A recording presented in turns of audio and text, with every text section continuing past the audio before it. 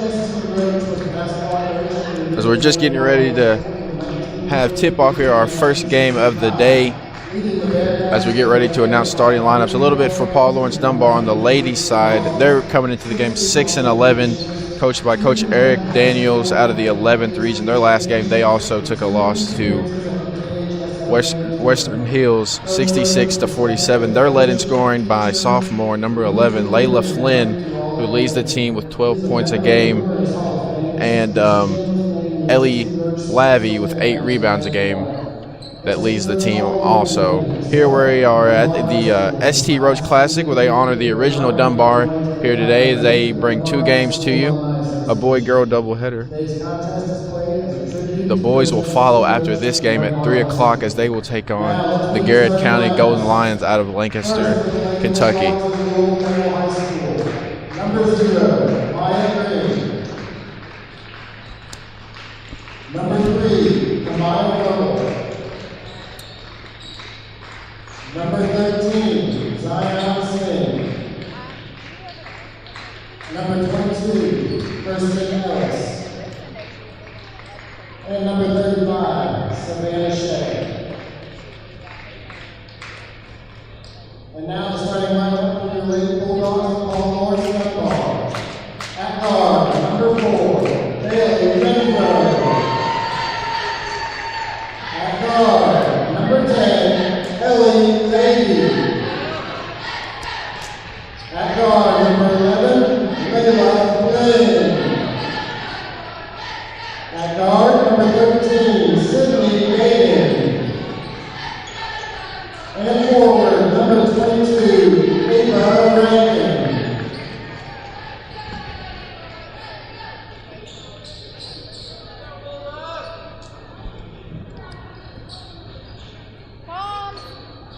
Both teams coming into the game here as they had a little bit of a rough stretch during the early start of the season, as the Lady Bulldogs, they lost some games there over the winter break, and same goes for the Lady Bulldogs. So as they both try to get on track here, they will both try to fight and try to get a win as we are getting ready for tip-off here at Paul Lawrence Dunbar. The Bulldogs win the tip, and it'll be an easy 2 points. Excuse me, she will miss the layup, but it'll go out of bounds, and it'll stay here for the Lady Bulldogs. So they'll win the tip, and they had a chance to score here, but looks like she just missed it. So they'll take it out here as they'll get the ball into number 10, Ellie Lavey, as she'll have a layup, and it's no good, and rebounded by the Bulldogs.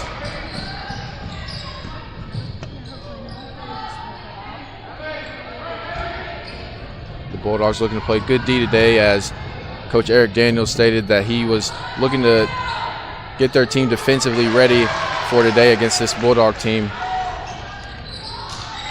As number 2, Ava Rankin, will score the first points of the game here. So the Lady Bulldogs will come out in the 3-2 defensively, as they will have Ava Rankin up top guarding the ball.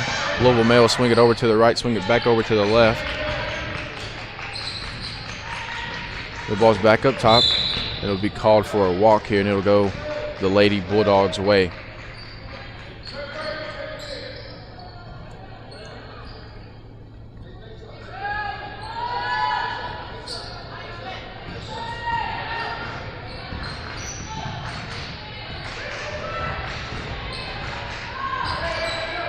Layla Flynn with the ball at the top of the key. She's just a sophomore here, as she leads the team in scoring.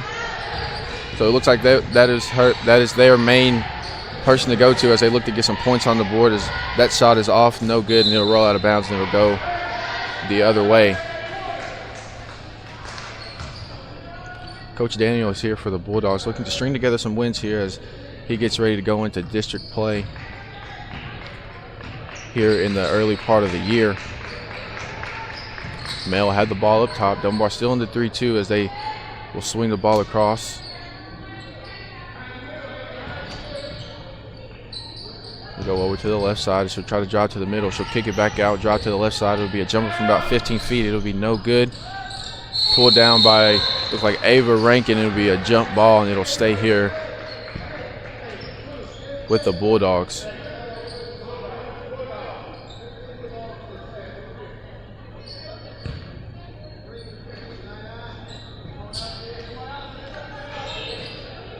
Bulldogs will get it in here. They'll throw it back to the right side of the corner. They'll be back up top. The Dunbar girls looking to there'll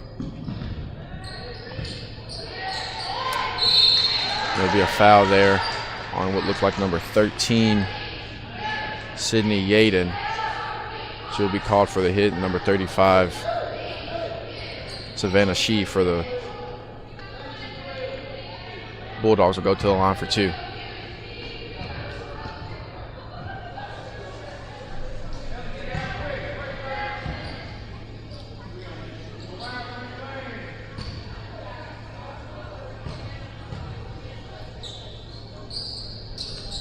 Looks like both of them will be short off the front rim. The rebound's grabbed by number 13, Sydney Yaden, as they'll try to throw it inside, and it'll be just over her head, and it'll be a turnover here for the Bulldogs. And that's not what you want to do here early into the game, as you try to control the game and you try to get things going in your favor to hopefully get some early momentum here as we just reach under the 6-minute mark. And it'll be a travel, and it'll go back to the Lady Bulldogs way. So Dunbar defensively doing what they asked for, as doing as their coach Daniels said, as he's wanting to get some early turnovers and hopefully being able to speed this male team up, and hopefully it'll turn into some easy offense on the other end. Ball's in the left corner now. It'll be dumped down to number 10, Ella Flynn. It'll be back outside to the right corner as she'll drive, and her floater will go up, and it'll be good, as that was number 4, Bailey Renfro, for the Lady Bulldogs. The male Bulldogs will try to push. They'll kick it back out top. It'll be a crossover up to the right elbow. It'll be back up top.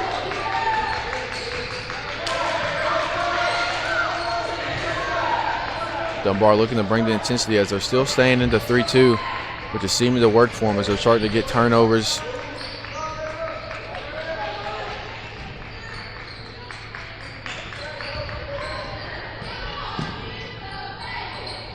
The Lady Bulldogs looking to get some offense going, as that'll be a foul call. See who they call it on here. It'll be, I think, number 22 for Dunbar, Ava Rankin, as Savannah Shee will go back to the line for 2 more.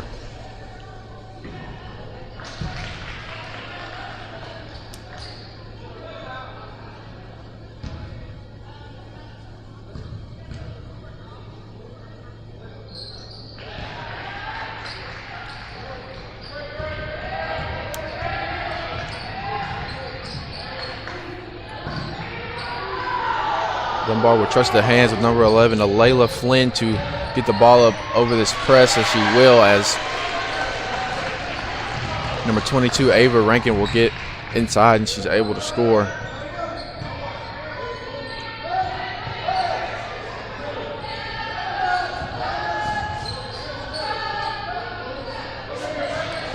Dunbar looking to guard the 3 as they are, and they're making them drive, and they do, and it's blocked by Rankin. The ball's coming up the left side of the court. Number 4, she'll throw it over to, she'll get it down low to Layla Flynn, and it's no good. Rebounded by the Bulldogs as they're pushing the ball up the court. Floated about 10 feet. It'll be no good, but she will go to the foul line for 2. That was number 2, Maya, or number 0, excuse me, Maya Green for the Lady Bulldogs. So the Dunbar Bulldogs, excuse me, we got 2 Bulldogs here today, getting in some early foul trouble, as they already have 3 fouls just here in the first quarter, as they lead 6-2. The first free throw is up and it's good. That makes it 6-3, just over the 4-minute mark.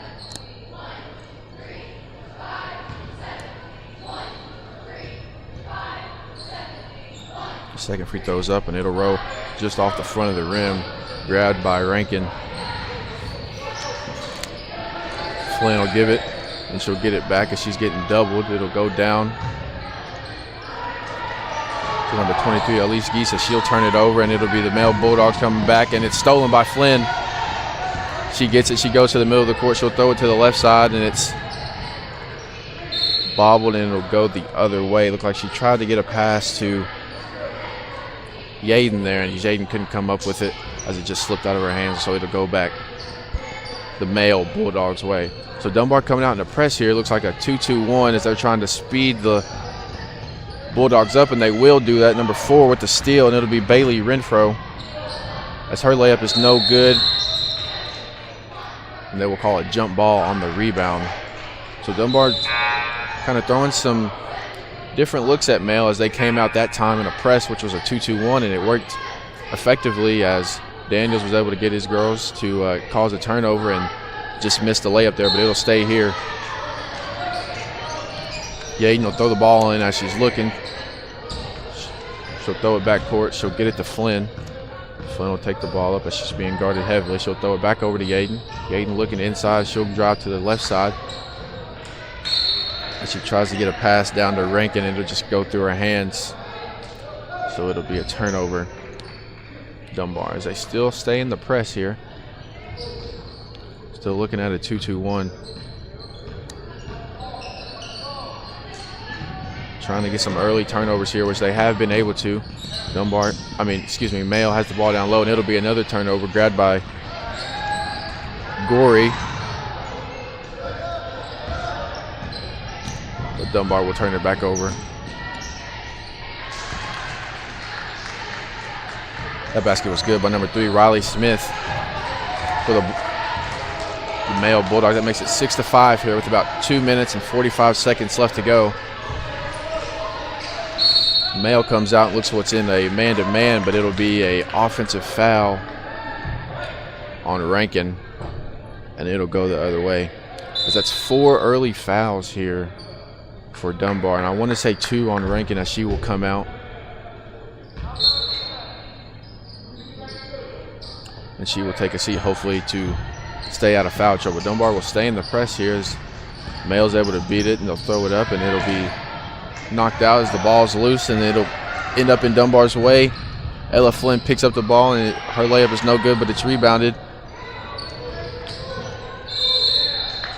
And Gory's shot will be no good, as she will go to the line. for 2. That'll be Male's first foul of the game.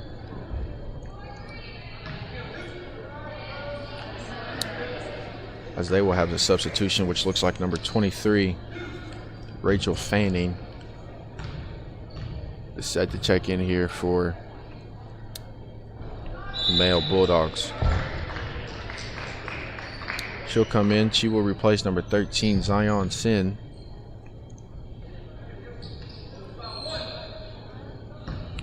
As Gory's first free throw was no good. She's set to shoot the second. The second one is up and it's no good. Just off the front of the rim. Rebounded by Male. As they look to push here, they have a little bit of momentum. Then it'll be knocked out of bounds and it'll stay.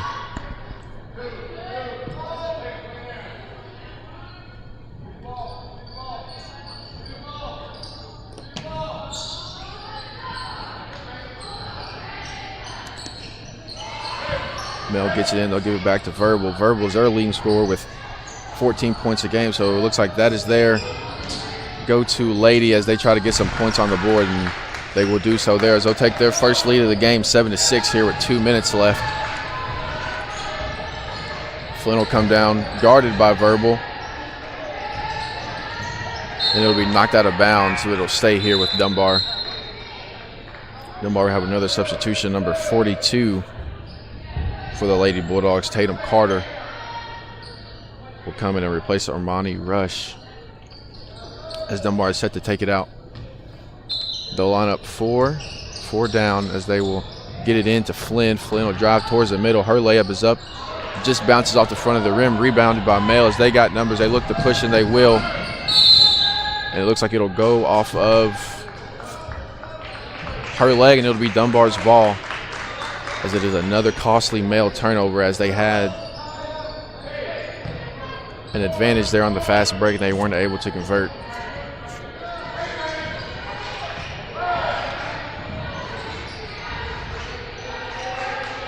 Flynn with the ball at the top of the key as she'll get a screen set for her. She'll drive down the right side. Her layup is up and no good, but it'll be a foul call on the rebound,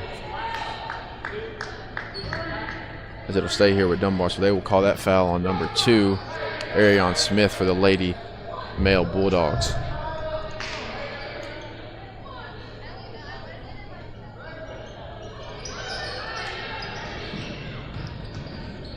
Dunbar gets it in. Flynn will have it at the top of the key. Her three-pointer is just off the right side of the rim and rebounded and kicked back out to her. She drives to the right side and it's tapped out of bounds, and it'll stay here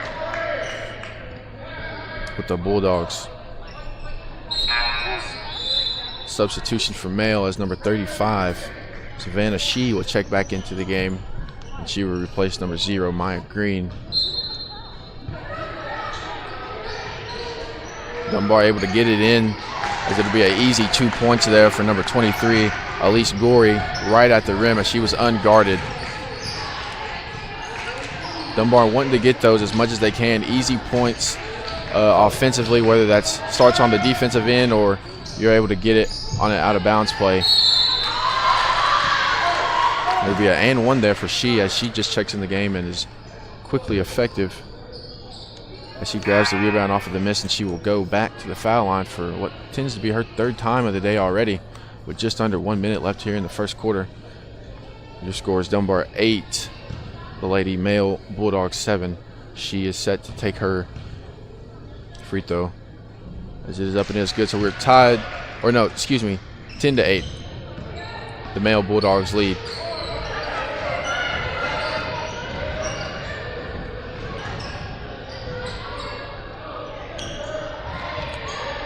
That layup is no good there, rebounded by Male as they look to drive down the right side. They'll have that layup, but it'll be no good, rebounded by Flynn. Looks like they will call a foul.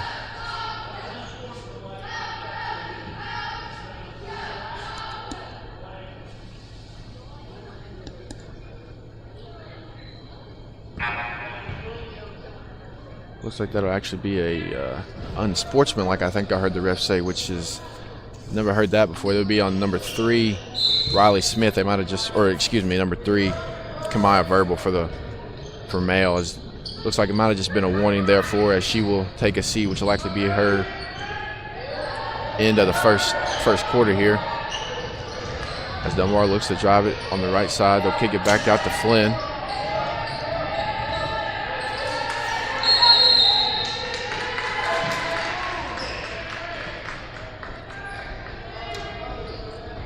And it'll be a turnover here for the Bulldogs. With 15 seconds left to go here in the first quarter, Mail looks to be like we'll have the final shot as they lead 10-8 with about 10 seconds left to go. Dunbar now in a 2-3 as Mail gets a 3 out of the left side corner, and it'll be an air ball as Dunbar has time with about 3 seconds left. The ball is kind of on the ground. And her layup will be no good there to beat the buzzer. Your score here at the end of the first quarter, Mail leads your Lady Bulldogs 10-8. We'll be right back right after this.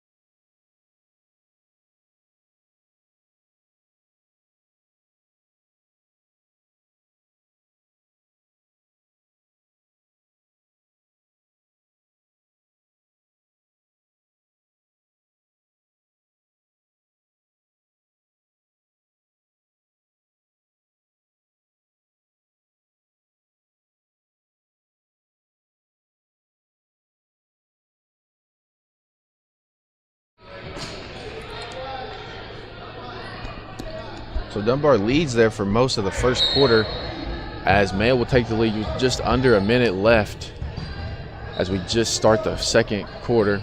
Mail will have the ball as Dunbar will come back out in what looks like a 3-2.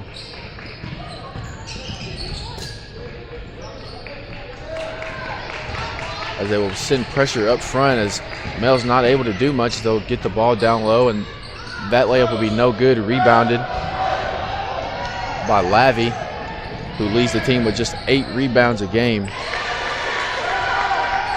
And those 2 points will be good for Samaya Step for the Bulldogs.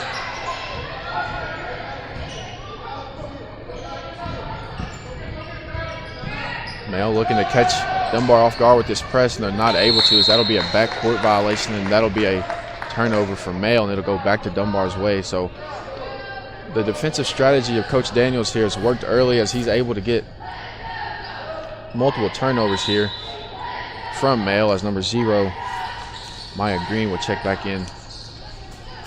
She will replace number 14.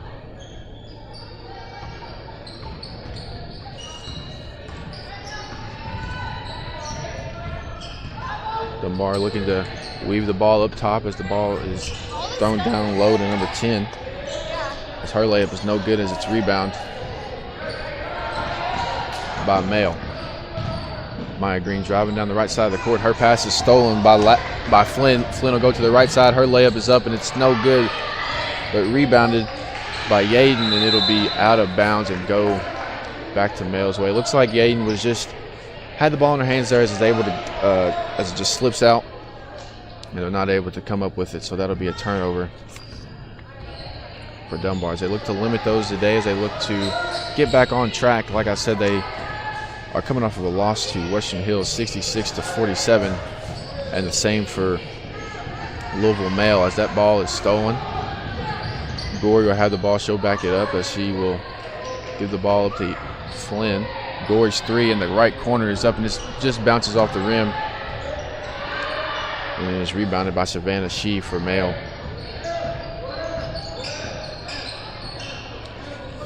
Mail coming off a loss as well to Ballard, 57-52, and a close one, just lost there by 5 points last Tuesday. Mail will take a timeout here. It'll be a 30-second timeout, and we'll stay right here as we are all tied up here at Paul Lawrence Dunbar here at the ST Roach Classic. 10-10 with just about 6 minutes left to play here in the half.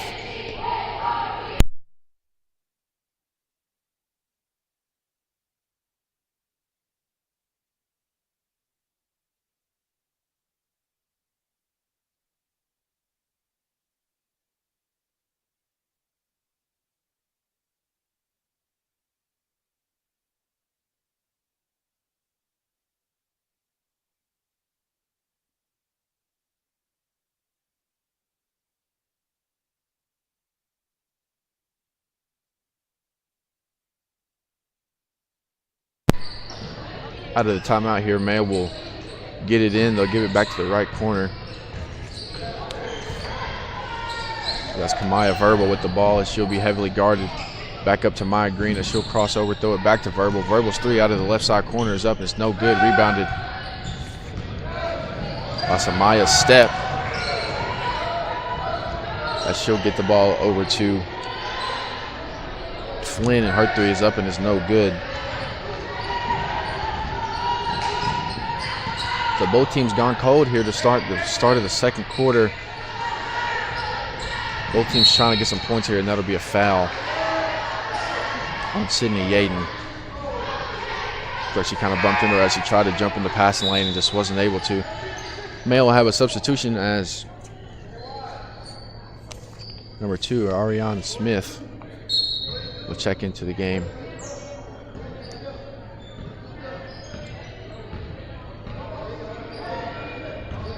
Maya Green will take the ball. She'll hand it off to Verbal. Verbal will drive down the left side, and her pass over to She is just off of the rim. But the rebound is grabbed by Mayo, and it'll be a foul on number 10, Ellie Lavey. As it looks like she had just put her hands into her, and Mayo will take the ball out here right underneath the rim with just over 5 minutes left to go here. Dunbar will have a substitution. 13 Yaden will check out, as looks like Flynn will come back into the game as she got her first breather of the game. Mayo will throw it in, and it'll be stolen by Dunbar. That layup is up and no good by Step, and it'll be rebounded by Mayo as they look to drive back down the court here. Verbal shot is up and good as she's able to get into the lane and draw traffic towards her, and her shot is up and good from about 10 feet out, right inside of the free throw line. Flynn now has the ball right at the top of the key. She'll drive over to the left side. She'll hand it to Lavey. Lavey will go to the right side as they look to get in a weave action. And Renfro's layup is just right out of the rim.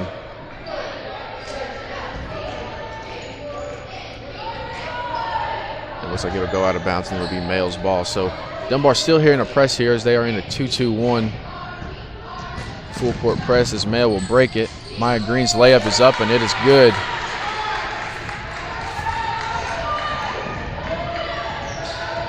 So the Mayo Bulldogs on a 4-0 run as they lead 14-10. But Flynn will quickly answer as her jump shot from 15 feet out is good.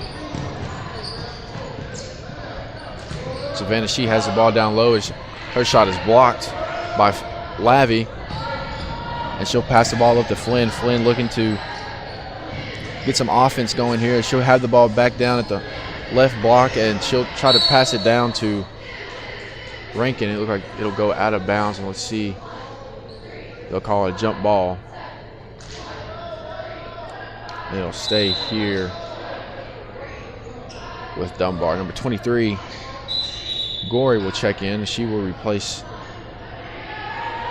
Samaya Step for the Lady Bulldogs, and also for Mayo, number 2, Ariane Smith will check back into the game. Flynn will take the ball out as she's looking to get the ball in. She will. She'll get it into Lavey. As those two kind of work off of each other, as one is the leading rebounder and one is the leading scorer, so they will often look towards each other, and that will be Rankin's layup will be called for a foul. She will go to the line and she will shoot 2.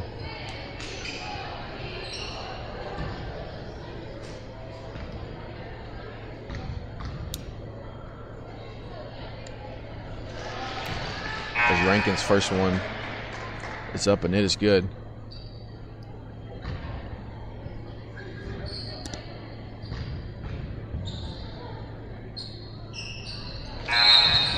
Rankin, who is listed as 6 foot, is just a junior, so they will have another year of her, as she will often play the center position here for the Bulldogs, as Lavey will steal it off the inbound, and it'll be an easy 2 points for her, as Dunbar now regains the lead. And they're still staying in the press, trying to speed Mail up, and they will do so. Stolen by Flynn. Her layup down the left side is good, and Mail will take a full timeout quickly, as that was a quick 8-point swing there, as what was 14-10 Mail turned into a quick 18-14 run, or 18-14 score, excuse me, by your Lady Bulldogs. It'll be a full timeout here for Mail.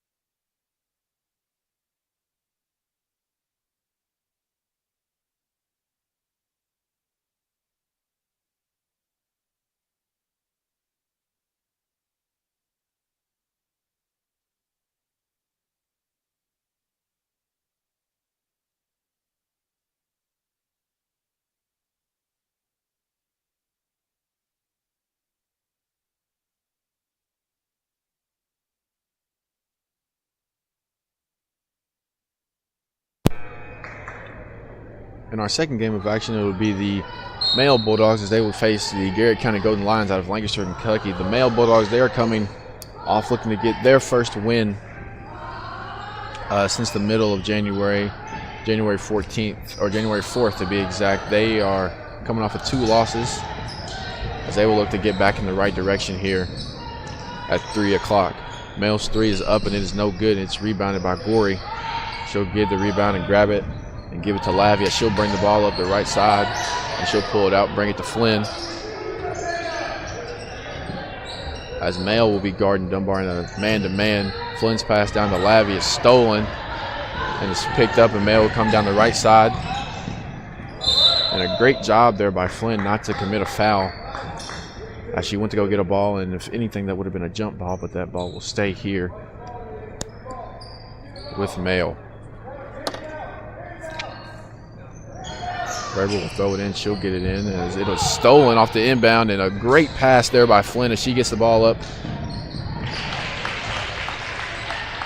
to number 13, Sydney Yaden, and her left side layup is good. Dunbar able to turn Mail over multiple times, and it'll be a travel here, as they'll call Zion Sin with the travel. And Maya Green will check back in from Mail, as she will replace Verbal.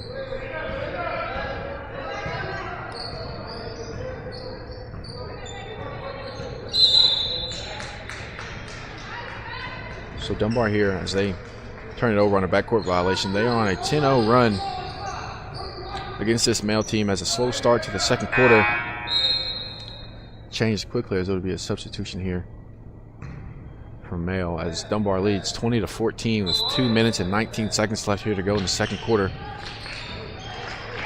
Dunbar now in the 2-3 zone, as they often switch it up, switch up what defense they're in down the court very consistently, trying to throw off this Mail offense as they're doing so, and that'll be a foul.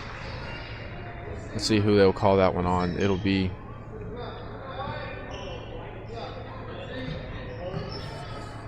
on Flynn. This Mail will set to take it out here underneath the rim, and that shot is blocked. Rebounded by Lavie, and it'll be a foul.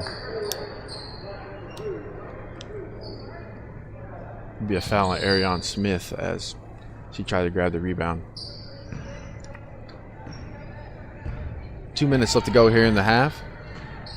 Flynn will bring the ball up the court at the top of the key as pick up her dribble and look to get rid of it as she will. She'll hand it over to Yaden. Yaden back to Flynn. As Flynn will dump it down.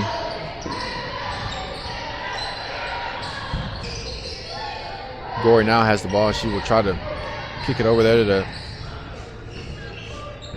Rankin. Rankin will pick it up as the ball seems to be very loose here for the Lady Bulldogs, and it'll be called for a travel there against Lavey, as that'll be a turnover for the Bulldogs.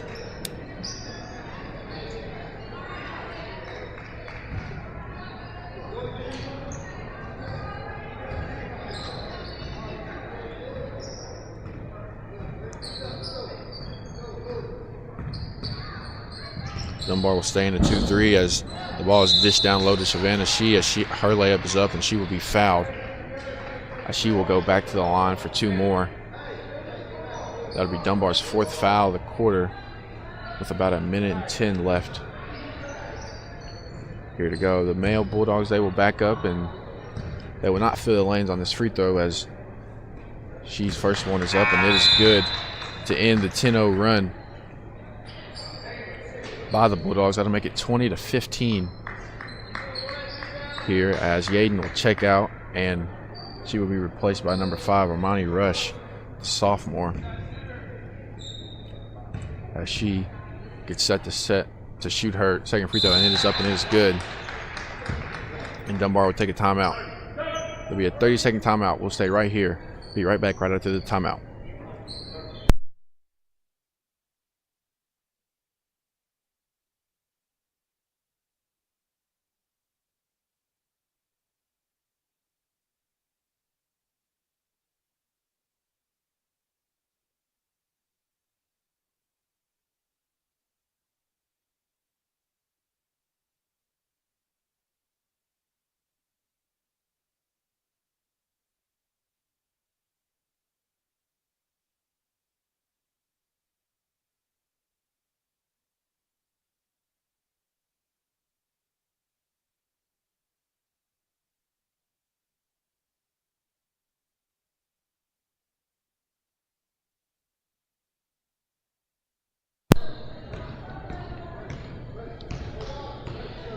Flynn will carry the ball up the top of the court as she will be trapped there on the left side. She'll throw the ball over to number 5 as her right corner 3 is no good, and it'll be rebounded by Male, and it'll be a jump ball actually, and it'll still go towards Male's way.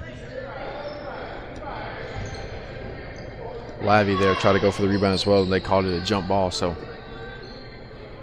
Dunbar still looking to press, but as we just enter the under 1 minute mark here in the first half, and that'll be a foul on number 23, Gorey.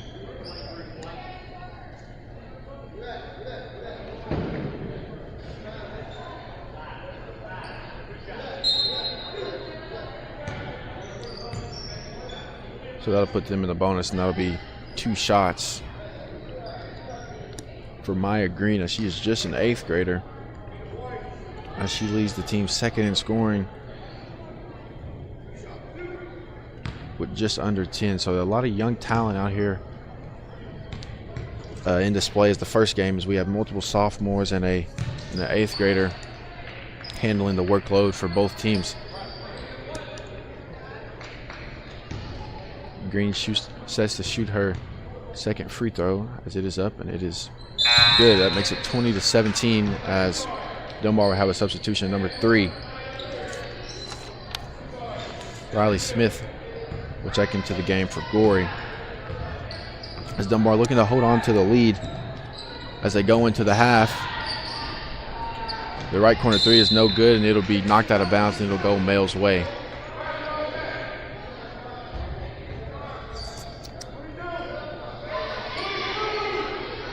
Dunbar looking to speed Male up here as they are in a man-to-man press now, or excuse me, 2-2-1.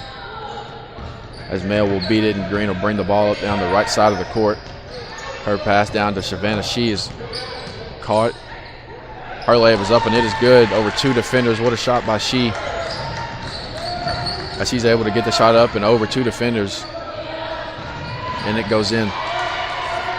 Turnover here by Dunbar. Maya Green picks up the ball. She's driving down the right side of the court.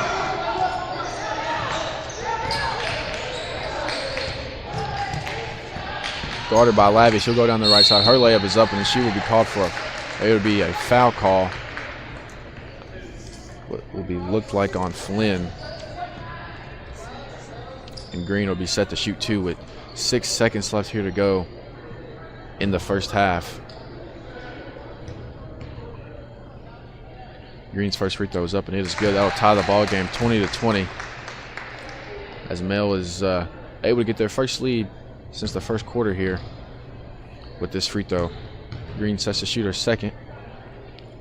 Is up, and it just rolls off the rim, rebounded by Lavy. A shot before the buzzer. It is up, and it is no good. That shot was attempted by Armani Rush, number 5. And that'll send us into the half here. The ST Classic all tied up here in our first game of the day, 20-20, between your Dunbar Bulldogs against the Male Bulldogs. We'll be right back here in a little bit, right after this.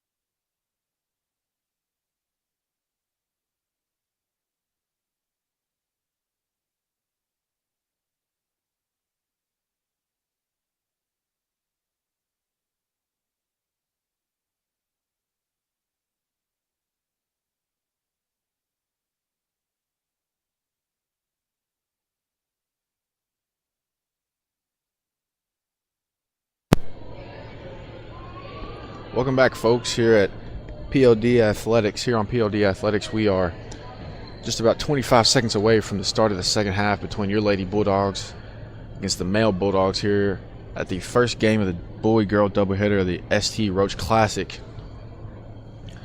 Here, great first half here by Dunbar as they were able to speed up male into some turnovers and able to throw a press at him and different defensive, excuse me, at him on the defensive end and caused some early turnovers and some costly turnovers that ultimately led to a 10-point run there for Dunbar. But that was before male was able to come back and tie it up. So we are tied up here 20-20 as we get ready to start the third quarter. Lavy will take it out, and her pass will throw it into Yaden, will get us started. Yaden guarded by Sin at the top of the key. Her pass over on the right wing will be caught by Flynn. Flynn looking to throw it down to Rankin, as she will, and her layup will be good. That'll get us started here at the third quarter. Dunbar had the first 2 points in lead, 22-20. Male looking to get behind Maya Green and Verbal as they did in the first half. Verbal has the ball on the left side. It's her pass over to Maya Green. Maya Green will throw it back over to Verbal on the left side. Her corner three is up, and it'll be just short. Rebounded by Rankin. Her pass will be up to Flynn, over to Lavy, and it'll be an easy 2 points there for the Bulldogs. Great start here at the start of the third quarter as we are just right at a minute in. Dunbar with an early 4 points. Maya Green had the ball over to the left side. She'll get past Yaden, but her layup will be no good, and on the rebound, it looked like there would be a foul against number 35, She. And that'll give it back to Dunbar. Lavy set to take it out for the Bulldogs. Male coming out here as a full court press. It looks like it'll be man-to-man. Looking to get some momentum as Flynn will have the ball kind of out of her control as she will gather, and it'll be a foul. She will hit the deck, and that'll be a foul call on what looked like number 22, Christine Ellis, for male. Lavy will throw it in. She'll get it into Yaden. Yaden will take it in between the legs, guarded by Sin at the top of the key. Her pass down to Lavy is up, and it is good. Dunbar off to a 6-0 run here at the beginning of this third quarter. Verbal will bring the ball up here for male as she's guarded by number 4, Bailey Renfro. Looking to get some offense going as she's not able to, as she'll pass it back up top to Ellis at the top of the key. Dunbar coming out here, it looks like into a 2-3 zone on the defensive end, and that'll cause a turnover here for male, and it'll go back to Dunbar's way. Great start here if you're the Dunbar Bulldogs. The exact start you wanted if you're Coach Daniels and your squad. There'll be a foul here committed on number 22, Ellis, once again, as Dunbar will take it out here on the side.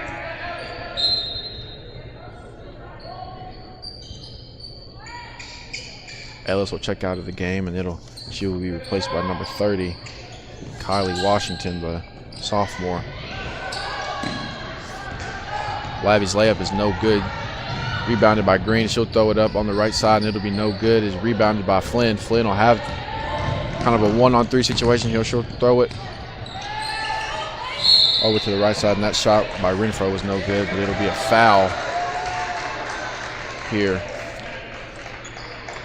against male 35 Savannah She, and that'll send Flynn to the free throw line.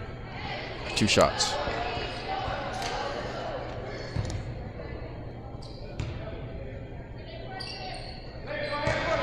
Or excuse me, it was an and one there by Flynn. So that our one free throw was up, and it was good. So that'll make it a 9-0 run here to start the third quarter. Verbal with the ball. She'll give it over to Sin. Sin will drive down the left side of the court as her pull-up jump shot is up and is no good. Rebounded by Maya Green. Her layup is up and no good. Rebounded back by Green, and she'll get a second chance, and it'll be no good. And she will finally come down with it, and it'll be a foul call as Dunbar was not able to grab a rebound there and gave number 0, the 8th grader Maya Green, a couple of chances that she wasn't able to convert, but she's able to grab the rebound, and she will go to the foul line for, it looks like her fourth or fifth time here today. Dunbar's had to have a substitution as she's first free throw was just off the front of the rim. Number 23, Gory, will check in for Rankin.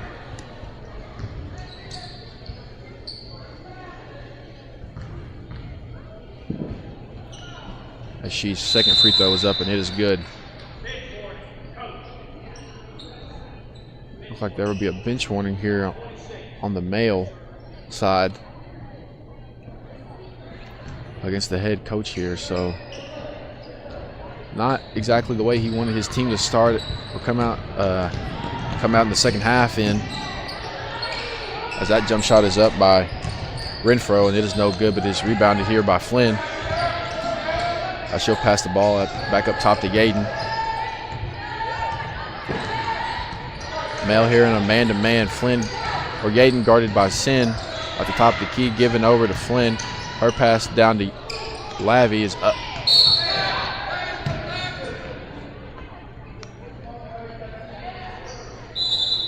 So that was Lavy with the shot there as she got the pass from Flynn, but it was no good. So it'll be Male's ball and they'll get it in.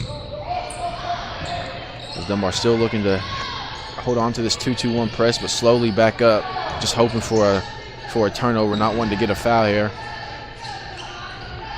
As that shot is up and no good and rebounded by Lavy. Beautiful pass there by Flynn, but the layup is no good. Rebounded by Yaden down low. And it looks like there will be a tie-up. It'll be a jump ball and it'll go Male's way.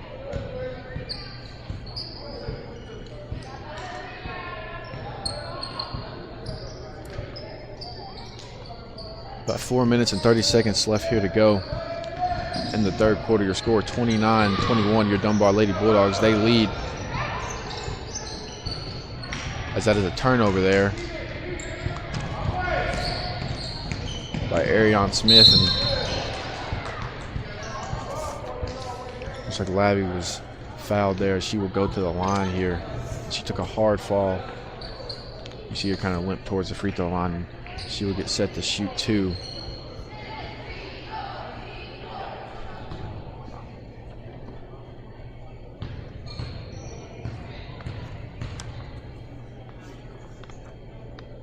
Lavy's first free throw, she will just hit the front of the rim, but as she shoots it, she kind of grabs her arm there, so a little bit of injury trouble as she tries to shoot. So she see what she can do for the second one, as it looks like she might have just fell a little bit too hard on her hand. As the second one is up and it is good.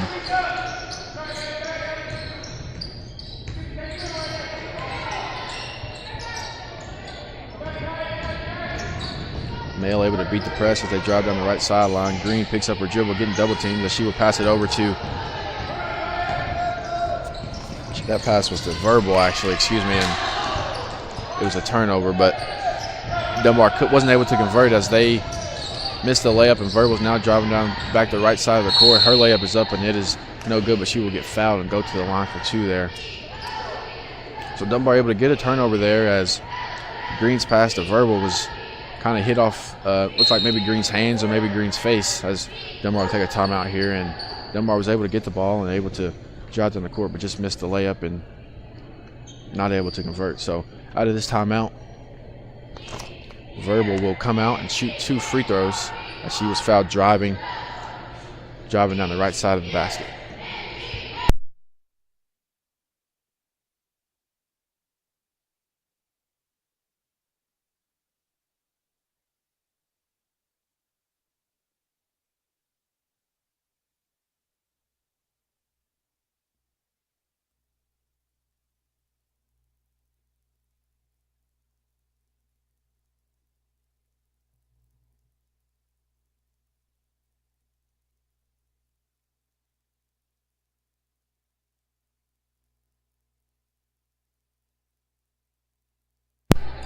Verbal here. She's set to shoot her first of 2 free throws. She is the main girl on this team here, as she leads the team in both categories, points per game and rebounds as well. 14 points a game and 6 rebounds a game.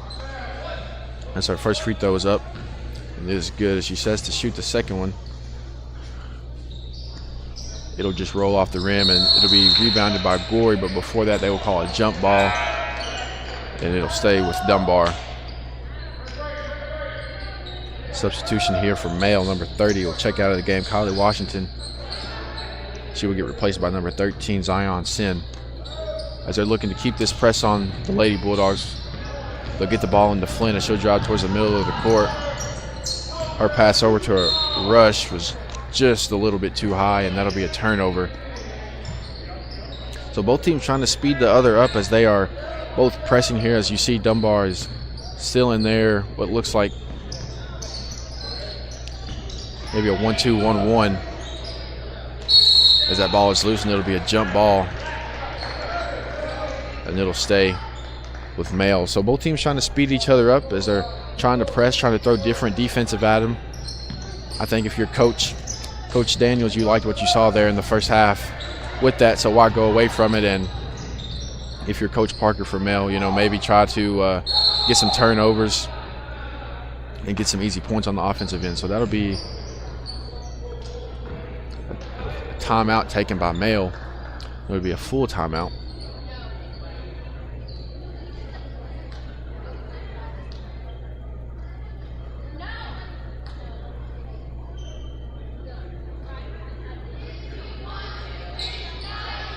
Looks like Dunbar will make some changes. Number 42 will check in for the Lady Bulldogs. That's Tatum Carter, the 6'2 sophomore, will check in for her first time of the game today.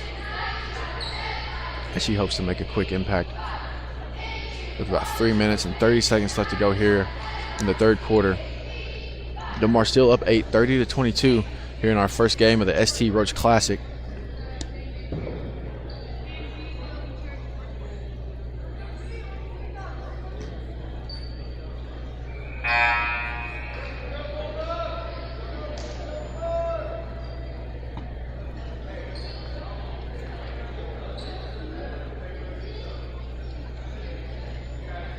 Coming out of the timeout here, it looks like it'll stay with Male. It'll be Male's ball here out of the timeout. Like there were some confusions there from the Dunbar Bulldogs as they thought maybe they were still on offense, but no, they were on defense. So they'll get back down here on defense as Verbal is set to take it out. Dunbar in a 2-3 zone off the inbound. Verbal's pass to Green is caught right on the right wing, and she'll take it between her legs as she's getting guarded by Flynn. She'll give it over to Verbal. Verbal double teamed now, and that pass is stolen by Rush, and it'll be a foul on Green. Which, if you're Dunbar, you don't necessarily like that foul, as Rush had a clear path there, which would look like would have been 2 easy points, but that foul on Green stopped that. So Green will check out as she will be replaced by number 14. And that'll send Rush to the line, actually, as that is Male's 5th foul of the quarter.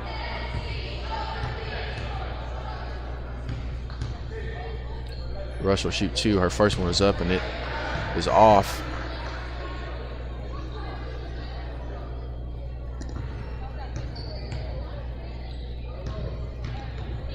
She's set to shoot her second one. It's up, and it misses just the front of the rim, but it's almost rebounded by Dunbar. It comes down from Sid. She is fouled off the rebound. That'll be a foul on Dunbar. So Male will take it out down here. Verbal set to take it out. Dunbar still looking to press, hopefully to get some turnovers, as they're wanting to keep the ball here in Verbal's hands, and they're trying to do so, and it's stolen by Rush. There'll be a jump ball before that. Rush being very active on defense, as that's 2 steals down the court.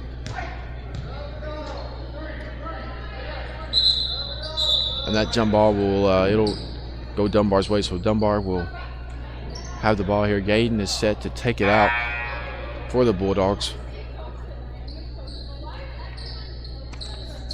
as Rush will come out of the game. She will be replaced by Lavy, as she got a breather there for a second.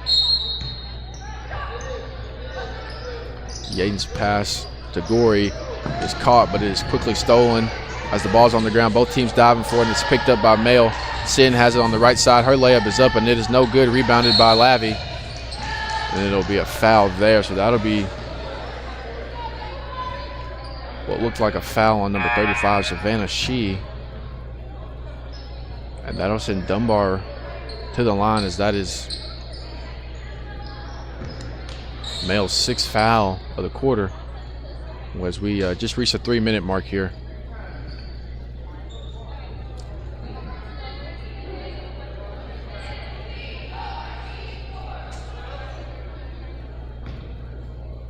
Lavy is set to shoot the first one, as she will shoot 2. Her first one is up, and it is good. That'll make it 31-22.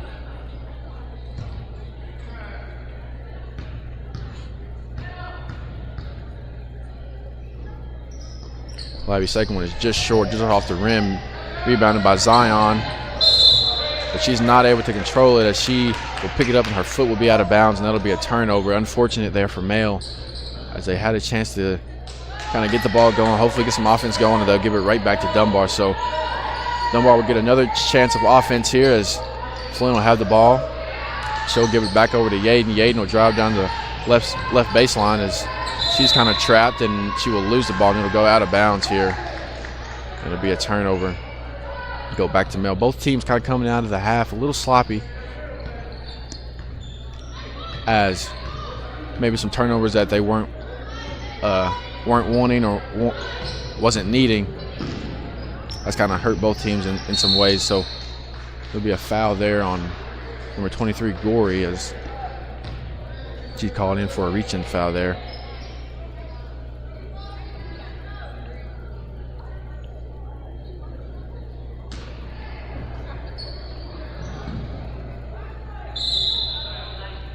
Mail will take a timeout here. On not being able to inbound the ball there, they'll take a timeout and maybe talk it over, see what they can do. This is just the first game, folks, of our ST Classic. Second game will start at 3 o'clock. Here's your Dunbar Bullets will take on Garrard County. That game will be live broadcasted as well. So stay and watch that one if you can. Stay and tune in for that one, as that one should be a good one, as Coach Baker and his team look to get back on track, look to get back in their winning ways, as he very much knows so, and hopes to get his team back on the right track. Mail will come out quickly out of the timeout. Maybe he just drew up a play, hopefully to get the ball in and get some offense going.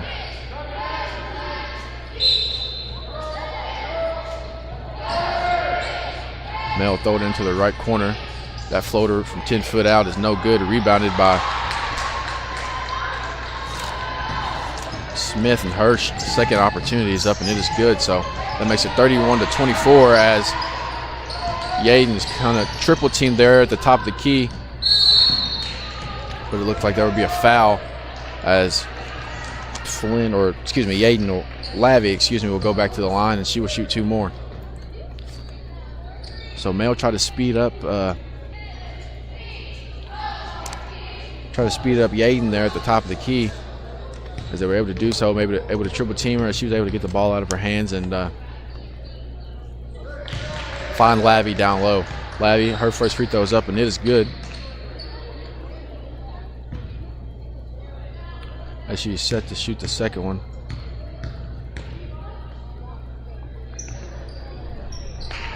And it's no good. It'll come off the rim. Rebounded by Mail. Dunbar looking to still stay in the press as they'll do. They'll trap her. Flynn able to come up with the ball. She'll give it over to Gorey. Gorey's shot is no good, but Flynn will come down with the rebound. It'll be a jump ball.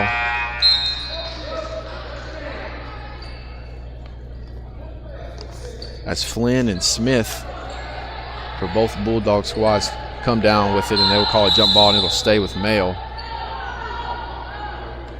Look like some confusion here on the substitution side for Mail, as Smith thought she was getting checked out, but actually she stays in the game, so she will stay in the game. Looks like the refs are talking it over with the scores table here.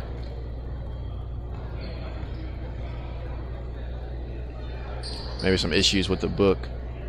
Looks like there might have been that as Labby sets to shoot the free throws. So maybe there was some issues there with the book, but Labby, either way, Labby will go to the line and she will shoot 2. As the first one is up and it is good. That gives them a 9-point lead here with just about 2 minutes left to go here in the third quarter. Her second one is good as well.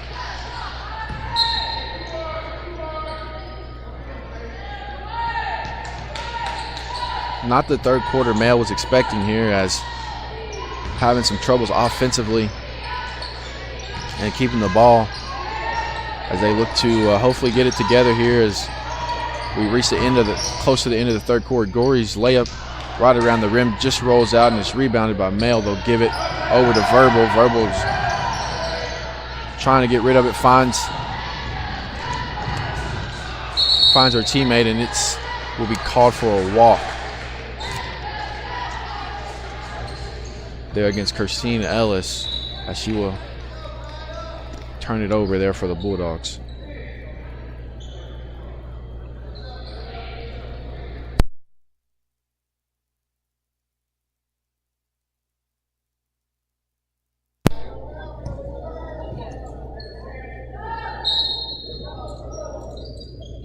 Dunbar will check it in as Lavy's pass to Flynn is good. Flynn will throw it over to Gory. Gory's layup on the left side is good. Easy 2 points there for Gory as Flynn was able to get into a speed dribble and beat the Male defense down the court.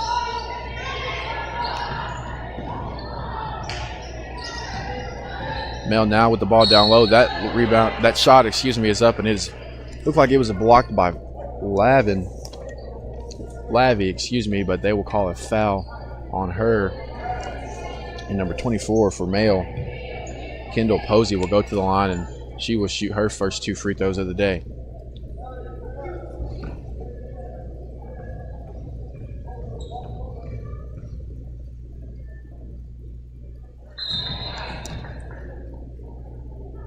Posey's first one is up and it is good.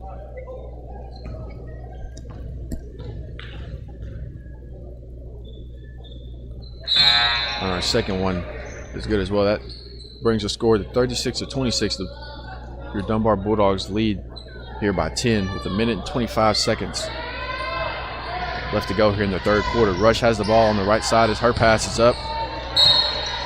Looks like she was looking for Renfro there, as that pass was just over the head, and that'll be a turnover and it'll go Male's way. So Verbal's set to take it out here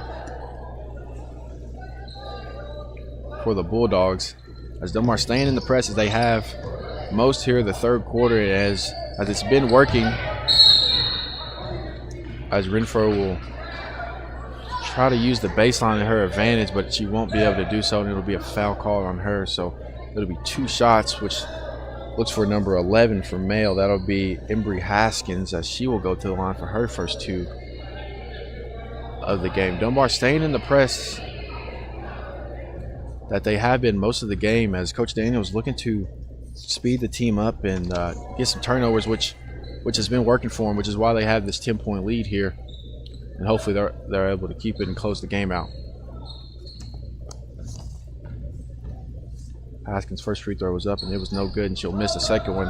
It'll be rebounded by Rush. She'll have the ball on the right side. Her pass over to Flynn will be caught. Flynn about from 10 feet will be no good as she rushes to get the rebound, and she'll grab her own. She'll throw it over to Rush. Rush will have it on the right wing. Her pass to Renfro will be stolen. It'll be Verbal on the left side. Her pass over to Sin will be up, and it is blocked by Flynn. Blocked by Lavy, Lavy will come down. She'll shoot a 3, and it'll be good. That'll give a 13-point lead. Lavy doing it on both ends as she's able to come down with the chase down block there on the defensive end, and they'll find her on the offensive end, and that'll put them up 13 here with 35 seconds left to go here in the third quarter. It's stolen there by Flynn. Flynn will come down the left side. Her layup is up and it is good, as the Bulldogs are kind of just doing whatever they want to here in the last 30 seconds with this Male Bulldog team. Verbal's pass down to Sion. It's stolen. Flynn coming down the right side. It'll be an easy 2 points for her once again. A quick 7-point swing here as a 10-point lead turned into a 15-point lead.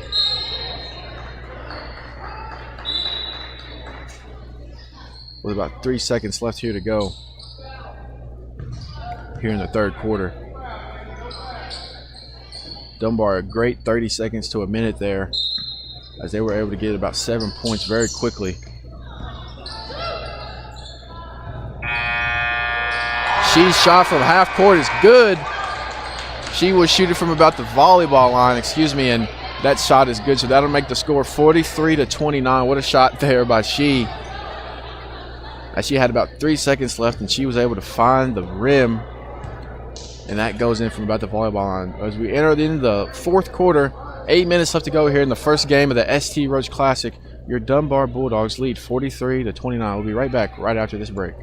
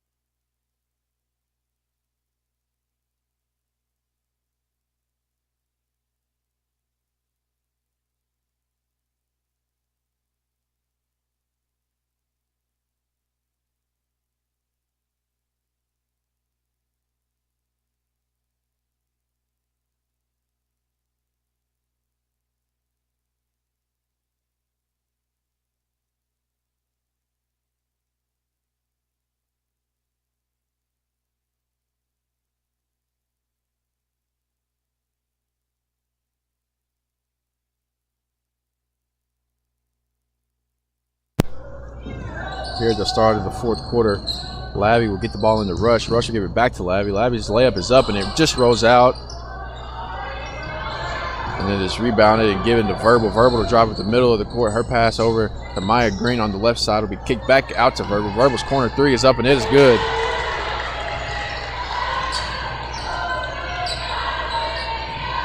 So Male comes out with a 6-point swing of their own there to end the third and start the fourth as Labby's Euro step layup is up and no good, but the ball will stay here as it is knocked out of bounds by Male. Yaden set to take it out for the Lady Bulldogs.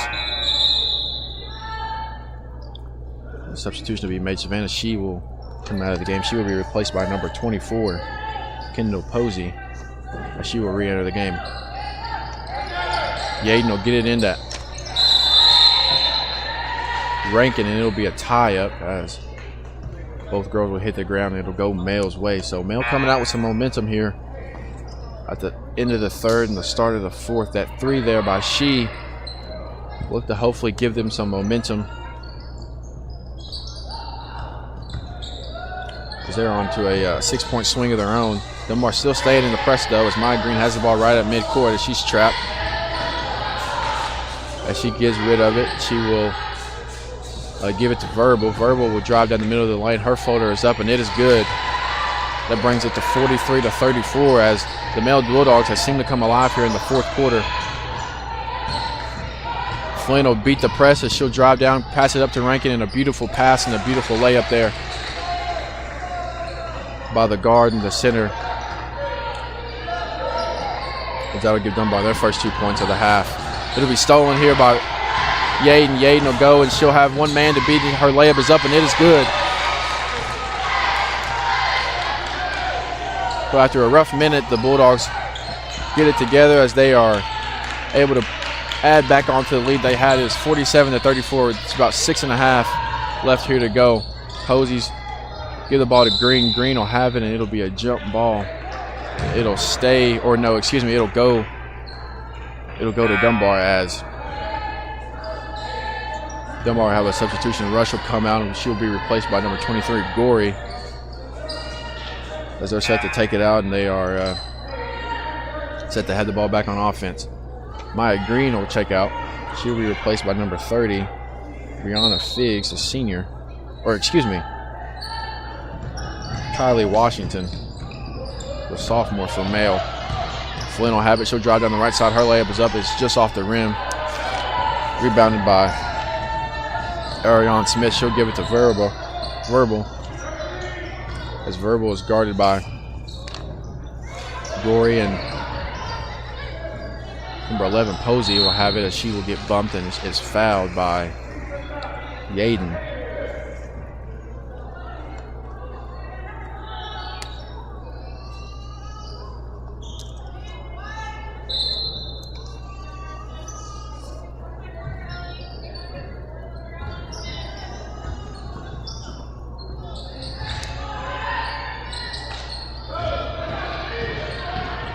Dunbar will get the rebound off the block shot.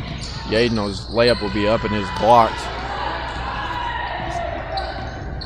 by number three, Verbal, excuse me. Verbal's layup is up and it's no good, but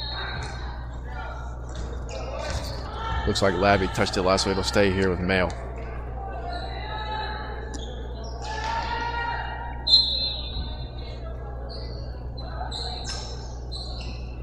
Male get it into Haskins here, number 11. As Haskins' pass is deflected. It's a loose ball, and Flynn comes up with it. Her right-hand layup is up, and it is good. Haskins' pass there was tipped by Flynn. Great way to stay with it there as she's able to get 2 points. That makes the score 49-34. Your Dunbar Bulldogs lead, excuse me. Rebel has the ball. Her 10-foot floater is up, and it's no good. Rolls off the rim, but she gets her own rebound, and her second shot is up, and she will be fouled. And that foul will be on Rankin as Verbal will go to the line and shoot 2. Looks like there will be a substitution. Rankin will come out and she will be replaced by Rush.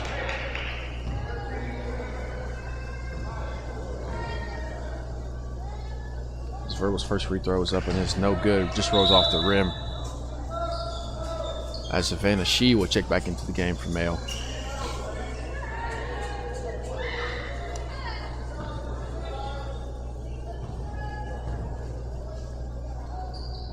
The second free throw is up and it is good. Verbal will come out. She will be replaced by Maya Green. And number 23, Aubrey Bradshaw, will check into the game for the first time for the Male Bulldogs. Yaden has the ball in a speed dribble. She comes down the right side of the court. She'll give it up to Flynn. Flynn will drive down the middle of the court. Euro step, right side layup is good. Layla Flynn averages 12 points a game, as that is 2 of the many that she's had here tonight. Yaden with the steal. She'll give it up to Flynn. Flynn's pass is stolen.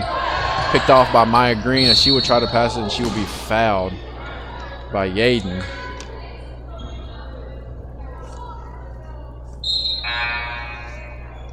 As Yaden will come out, and she will be replaced by number 4, Kendall Lanier, the sophomore.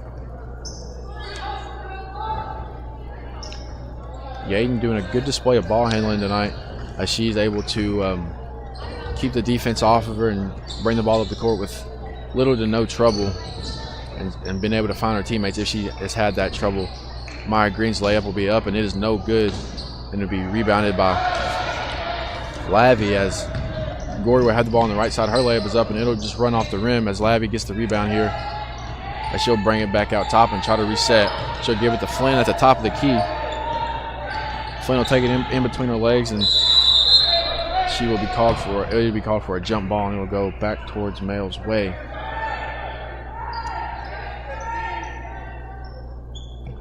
The score here with about 4 minutes and 13 seconds left to go is 51-35. Your Dunbar Bulldogs lead, as they're still wanting to stay in this press. They're not looking to get away from it, as they want to keep this lead and hopefully build on it, as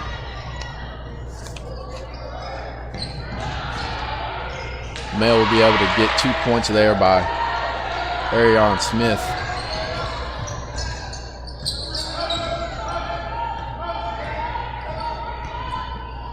Flynn clearing out her side, as she will give it to Renfro. Renfro's 3 was no good, but that'll be a foul. It looks like Gory will go to the line, and she will shoot 2 free throws for the Bulldogs.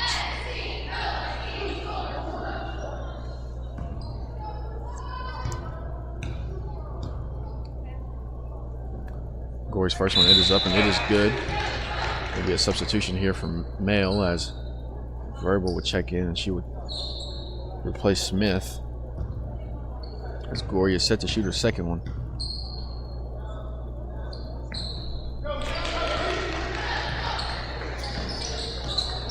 The second one is good.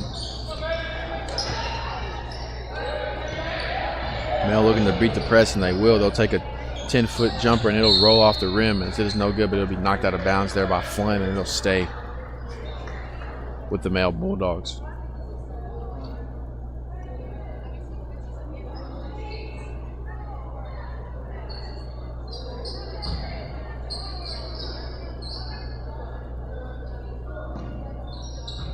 We'll get it in here. They'll give it down to She. Excuse me. As her layup is up and no good. Rebounded by Lavy, who will hand it off to Flynn and let Flynn do the ball handling from here, while Yaden takes a seat. They'll find Lavy on the right wing corner. They'll give it to Renfro in the right corner. Back to Lavy. Rush's jump shot is up and is no good. Loose ball as Lavy is able to come down with it, as Dunbar will take a timeout here, as they were kind of having some hard time holding on to the ball there, so they will take a timeout, talk it over. With just under 3 minutes left to go here. They lead 53-37 here at the ST Roach Classic.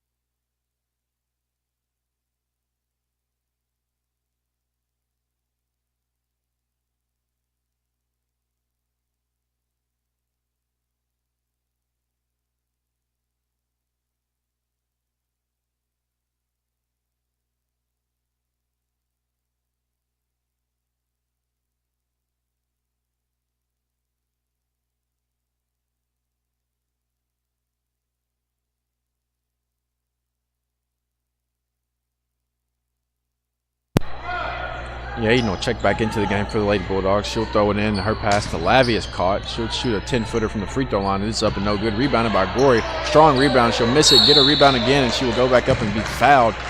Strong display of rebounding there from Gory, as the first one didn't fall, but she stuck with it, and she was able to get it and go up again. She will go to the free throw line, and she will be set to shoot two.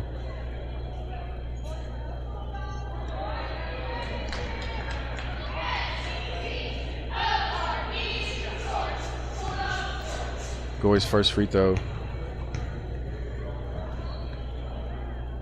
is up and it is no good. She was a little short there. Dunbar with a 53-37 lead.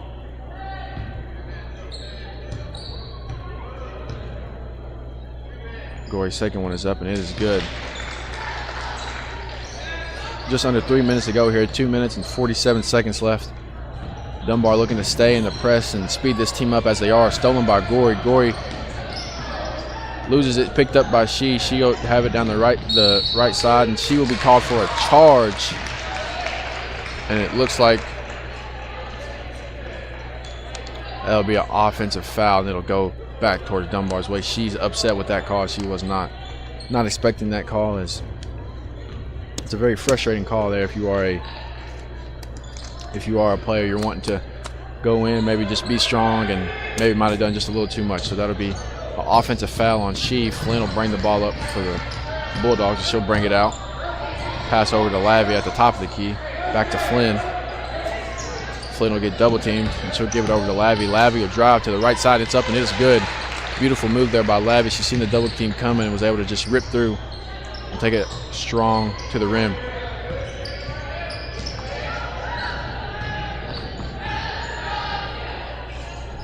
She's layup is no good. Rebounded by She. And the second chance is up, and it is good.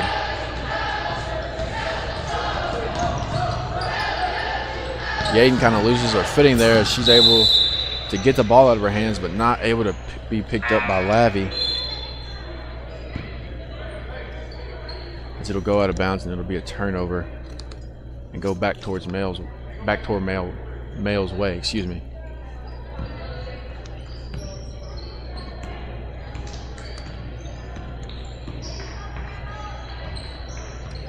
Dunbar here in a 2-3 now, as Verbal with the ball at the top of the key. She'll do a type of weave action with number 22, Langford.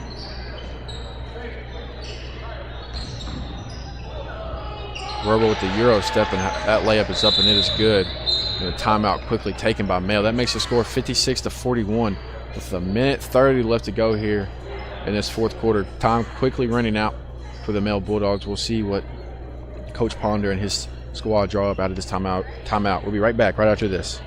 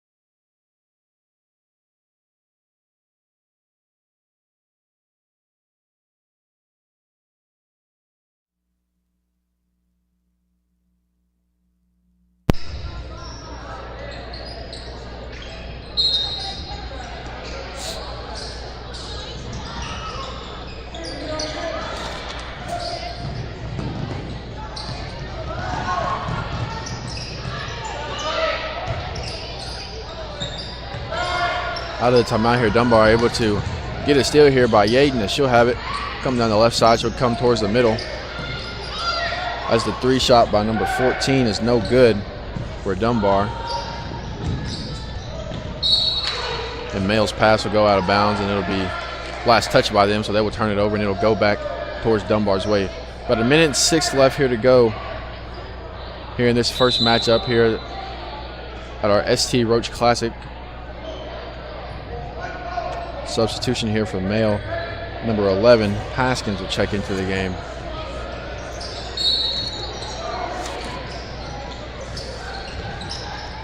Riley Smith will have it. She's double teamed and she looks for Yaden, but Yaden was going up the court, so a little bit of miscommunication there.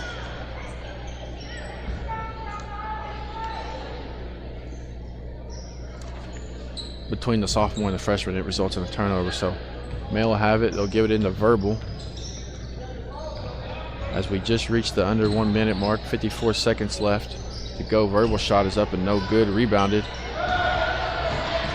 by the Bulldogs, and it'll be a loose ball here as it's picked up and it is turned back over to Male as they will get the ball with 36 seconds left here to go. Verbal's 3 is up and it is no good. It'll roll out of bounds and it'll go back towards Dunbar's way. A little sloppy here as we come out of this timeout. The score here is 56-41.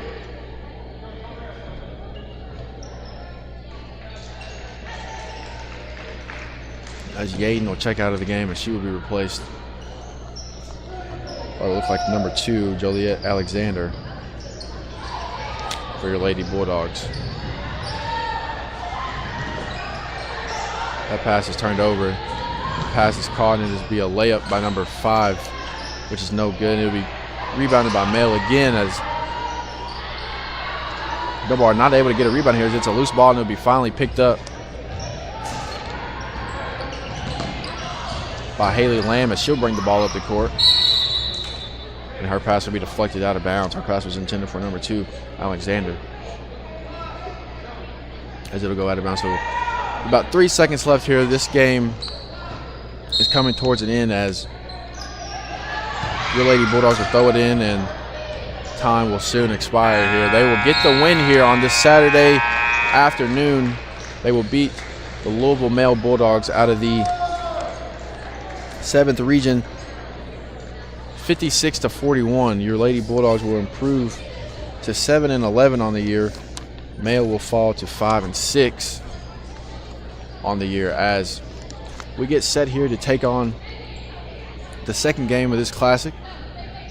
We have your Dunbar Boy Bulldogs as they will play Garrett County Golden Lions out of Lancaster, Kentucky. We are set for tip-off at 3 o'clock, which is about 30 minutes from now. So we will see how much time they'll put on the clock. We'll give them time to warm up, and we'll get underway with that one. Great display of action here by Coach Daniels and his team as they went into halftime tied up 20-20.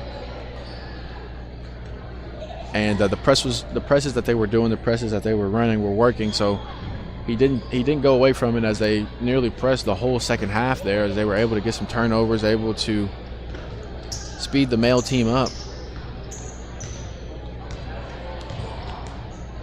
and cause some costly turnovers, which ultimately led to the 10-0 run that started at the beginning of the second half and ultimately grew the lead even bigger. So great win there for the Lady Bulldogs as they get the first win of the day. The boys will come out and they will get ready to warm up as Coach George Baker in his first year as head coach here will look to get them back into the win column tonight. We get ready to tip off in about 25 minutes as they put on the clock. We'll be right back here in a little bit.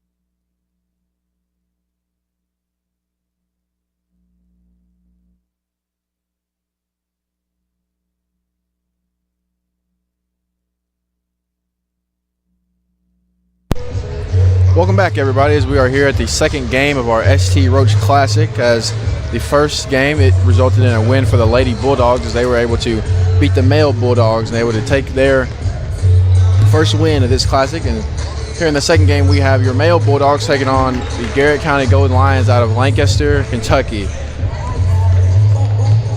We are just set to tip off. We are just under 30 seconds, just about 25 seconds left before we tip off here as they get ready to set to announce the starting lineups. A great crowd here tonight as we are set for a 3 o'clock tip. There's a great crowd here for the girls game as well. It was good to see them get their win and get back in the winning column as they were led by Layla Flynn and Ellie Lavey, in that game. As for this game, your boy Bulldogs are led by the junior Cage Taylor, who leads with 11 points per game. Welcome to Paul Lawrence Dunbar High School for the ST. Or number four, Cage Taylor, who leads with 11 points per game. Number 11, Asher Horn with 9, the sophomore, and number 31, the junior, Landon Egner, with 6 points per game and 5 rebounds. Coach Baker, this is his first year coaching as he's looking to get this team back on track and get them back in their winning ways as they took a loss to Sayre just yesterday as they look to get back in the win column.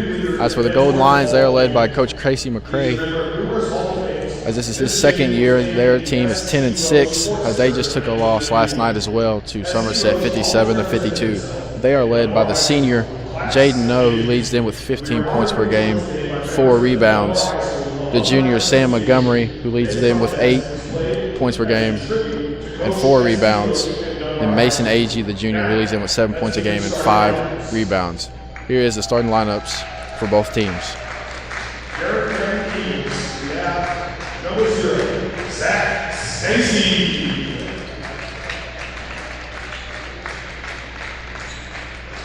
And number 2, Jaden No.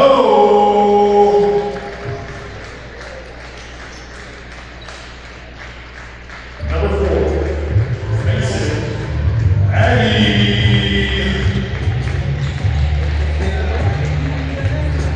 Number 10, Arian Bowley. And number 21, Sam Montgomery. And now, please join me in welcoming your Paul Lawrence Dunbar 2024-2025 Dunbar Bulldogs. Number 4, Cage Taylor.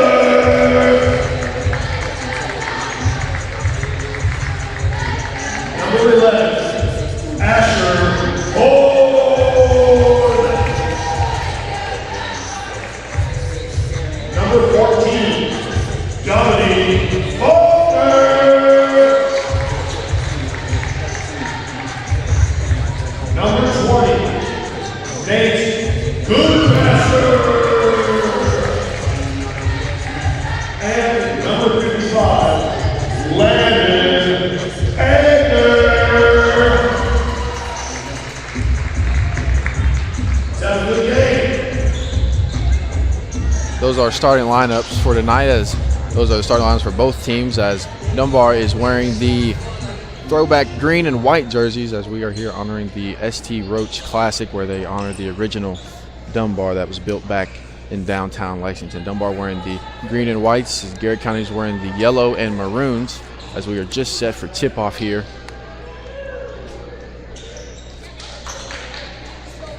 As it looks in the middle, it'll be Landon Egner and Sam Montgomery tipping off. Here's the tip. Dunbar will control. Dunbar will grab the ball, and they will be led by number 14, Dominique Faulkner, as he will have the ball, and he's guarded by Demarion Boatley. As he'll get it, his pass to the top of the key. He'll be swung to the left side. It'll be back to Faulkner as he's tightly guarded by Boatley. Boatley with a great D there. As he pass over to number 11, Asher Horn. Dunbar looking to get some offense going here early so they can hopefully get a momentum lead out there, as they're wanting to do, to try to get back in the win column.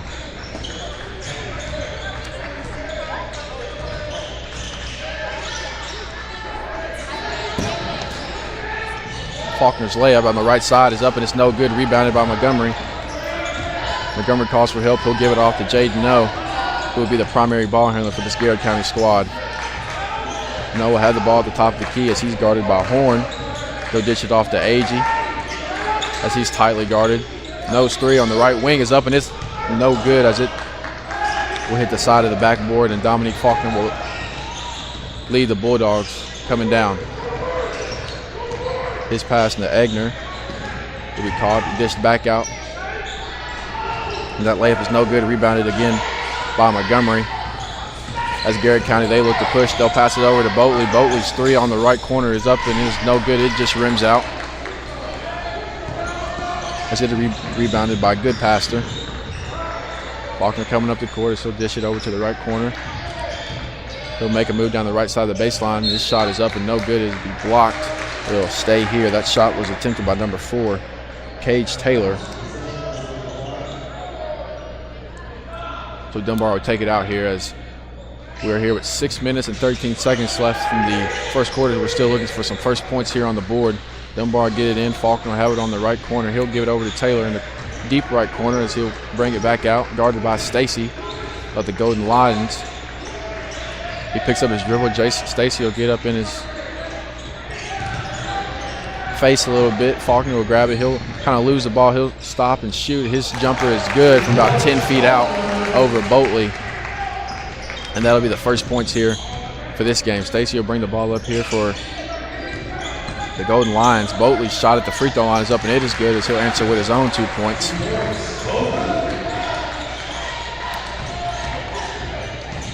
Dunbar looking to get it and go here as they're getting the ball out of bounds, and they are looking to run quickly to hope to catch this Garrard County squad, maybe lacking on defense a little bit. Garrard County led by Coach McCray in his second year, as he was an assistant coach at Center College before he started his tenure at Garrard County. Number 11, Horn, will throw it in to Carpenter. Carpenter has it on the left wing. He'll take it between his legs, kind of bobble it, stolen by Noe. Noe will take it up the left side, pump fake. His layup is up, and it is good off the glass.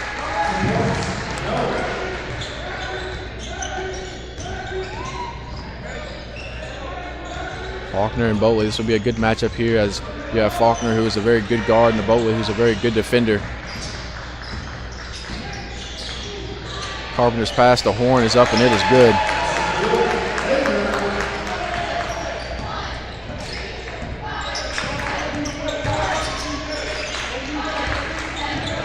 Boatley has it in the deep corner, so he'll dribble back out up top. He's guarded by Faulkner.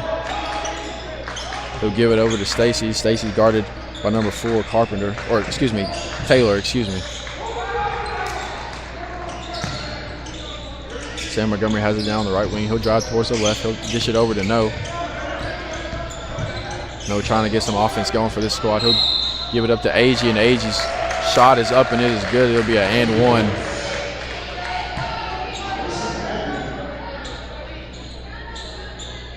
So Mason Agee will go to the line. He will shoot one. As Dunbar leads here early, 6-4, with about 4.5 left to go here in the first quarter. Agee's free throw is up and it is good.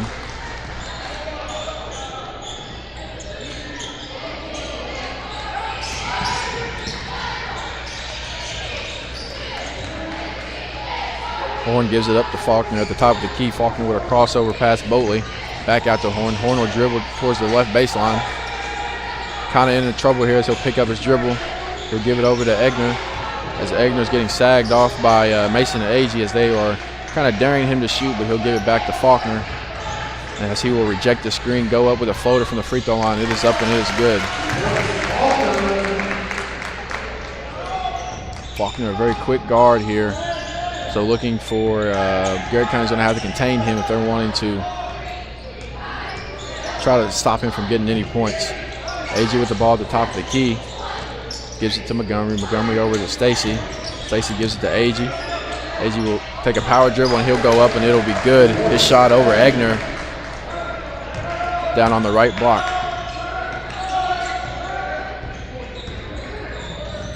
AG and Egner battling down there on the block, and they will call AG for a foul. For a push in the back. Those are two big bodies going at it, two big guys going at it, so that'll be also a good matchup here to watch throughout the night. Dunbar take it out. It'll be number 11 Horn. We'll look to get it in as Dunbar will go into a kind of a 2 on the block, 2 on the elbows type. They'll break from it and they'll have a wide open layup there. That's number 20 there with the cut. Nate Goodpaster. I still have an easy 2.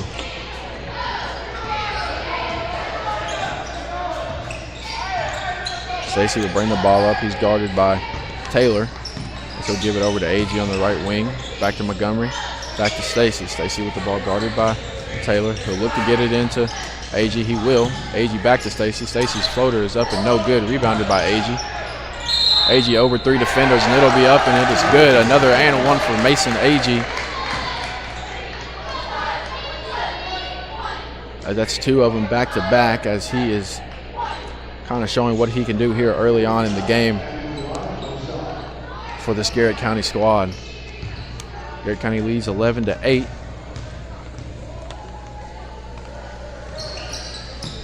That free throw was off and is rebounded by Egner.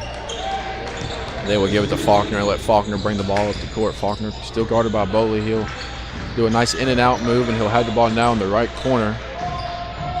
So he'll give it over to Horn. Horn guarded by No. Horn's shot is up and no good. Rebounded by AG. Garrett County looks to run as they give the ball to No, and No will swing it over to Stacy on the right wing side. Stacy looks to get a screen here from AG. AG will back off.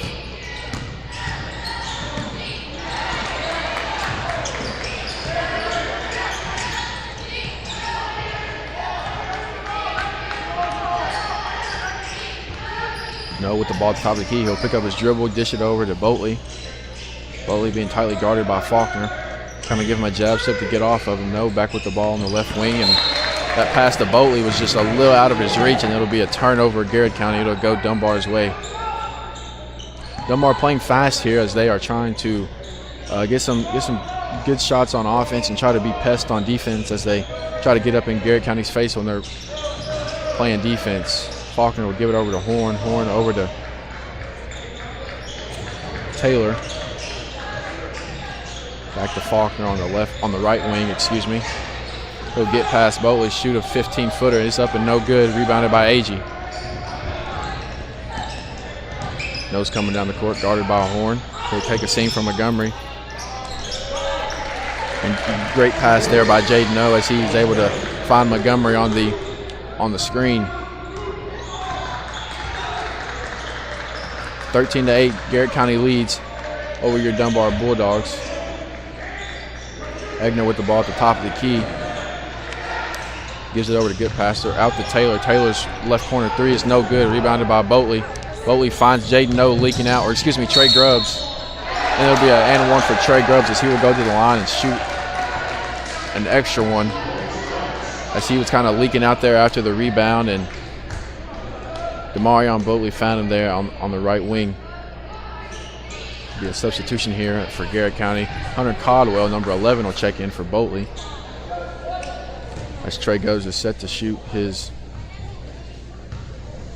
and 1 free throw. Free throw is up and it is just short, rebounded by Taylor. He'll dish it over to Faulkner. Faulkner will shoot a left wing 3. It's no good. Ball is loose, rebounded by Taylor. As we just reach about 47 seconds left, Taylor's 3 is up and it is good. A very quick first half here as we are already approaching the end. Not many stoppages in play as both teams looking to run. The loose ball here, both teams diving on the ground for it. Looks like it is controlled by Faulkner, but they would call a jump ball as Caldwell able to fall on it and tie it up. It'll stay here with Garrett County. Substitution here for the Bulldogs. Looks like Goodpaster will come out. He'll be replaced with number 1, Clayton Hilt, the senior. No will inbound it for the Golden Lions. He'll get it into Grubbs. Under 30 seconds left to go. They'll find No on the right corner. No will bring it out. Reset the offense as he's guarded by Faulkner. Dunbar going into what looks like maybe a 2-3 here to end the quarter. Garrett County swinging the ball around the perimeter.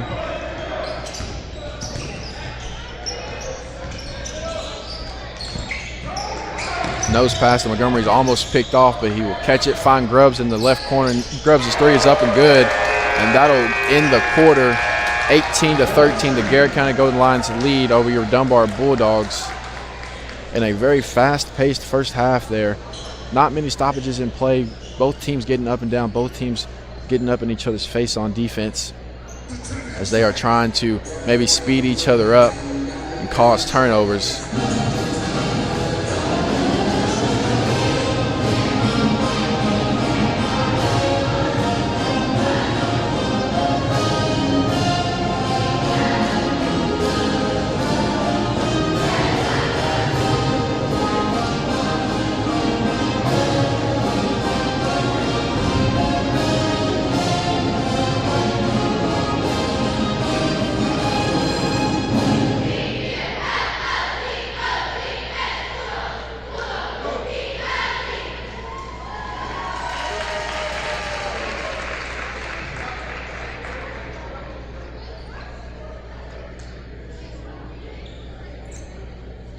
Dunbar, led by Coach Baker in his first year, as he was previously a coach at Paris, as he came over to Dunbar and tried to get this team back to where they belong, as they've had a rough couple of years. And Coach Baker is just the guy to do that, as he recently played here, or in the past he played here and has his number retired here. So he was a great player here, and he's coming back coaching, trying to get the program back to what they once were. So coming out of the quarter, Dunbar will have the ball. They'll throw it in on the right side. Clayton Hill will give it into Faulkner. Faulkner will be guarded by Grubbs as he finds Taylor in the corner, and Taylor will kind of bobble the pass and it'll go out of bounds. So that'll be an early turnover here in the quarter for the Bulldogs.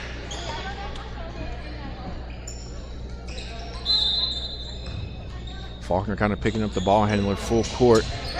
As is a good defender he is, that's kind of what you want to do. So a great game plan there by Coach Baker, as he's wanting to get up into the face of the Garrett County ball handlers, and he's doing just that. Jaden O with the ball guarded by Faulkner. As he takes the screen, he'll give it to Caldwell.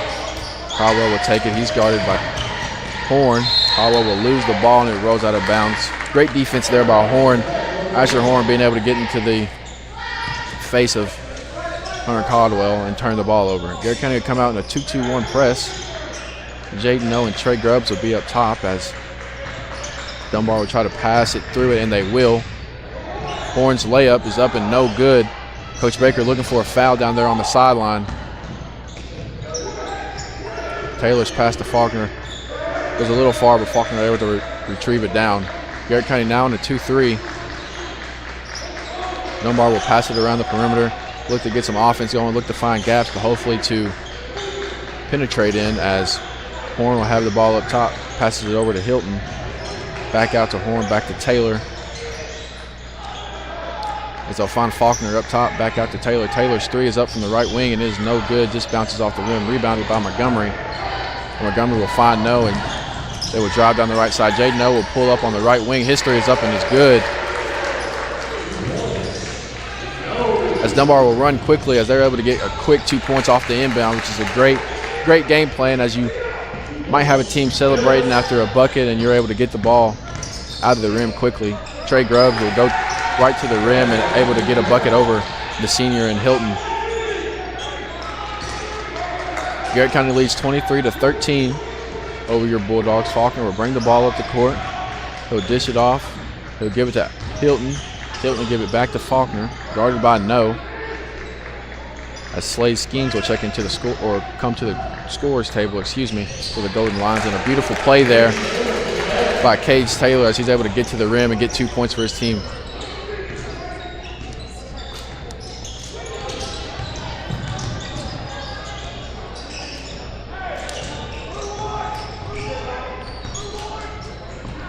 Caldwell looking to kind of get some offense set up, as he's letting the team set up, and he'll give it down to Sam Montgomery. He'll find Jaden O on the cut, and Jaden O will go up, and his shot is no good, but he will be fouled by Faulkner. Faulkner kind of asking what did he do there, as maybe a frustrating foul call for a player.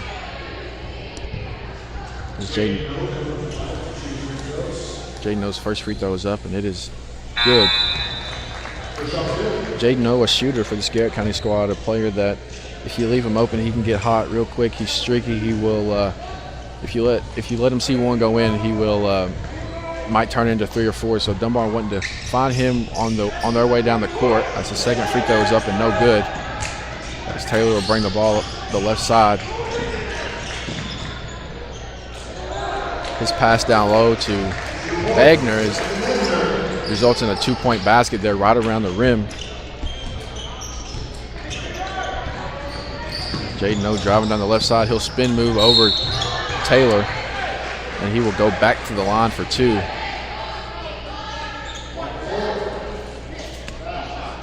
No, kind of just drove down the left side there, resulted in a spin move and kind of caught Taylor on his backside and went up and resulted in a foul. Jaden O's first free throw is up, and it is good.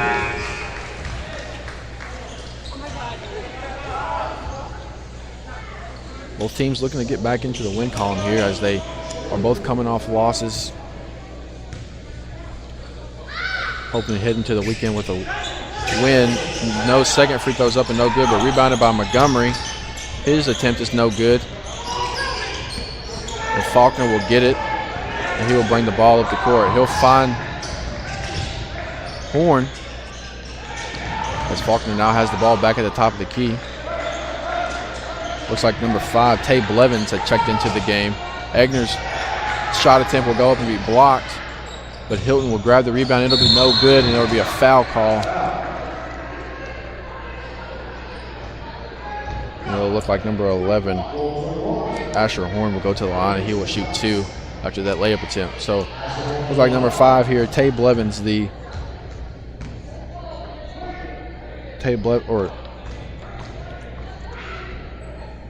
Cason Carpenter for the Bulldogs checked into the game here, the senior. He comes in. Demarion Boatley comes back in, and he will replace Jaden O as he will get a quick breather.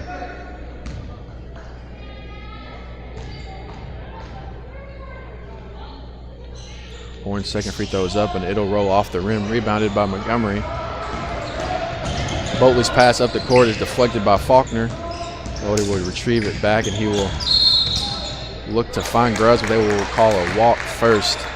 It looked like he took one too many steps there before the pass. About 4.5 minutes left to go here in the half. A quick up-pace game here in the second game of the ST Roach Classic. Your Dunbar Bulldogs, they trail right now 25-17. Egner's layup attempt is up and just rolls off the rim, rebounded by Boatley. Boatley looking to push, but he's picked up by Faulkner. Will find Skeens in the corner. Skeens' right 3 is good.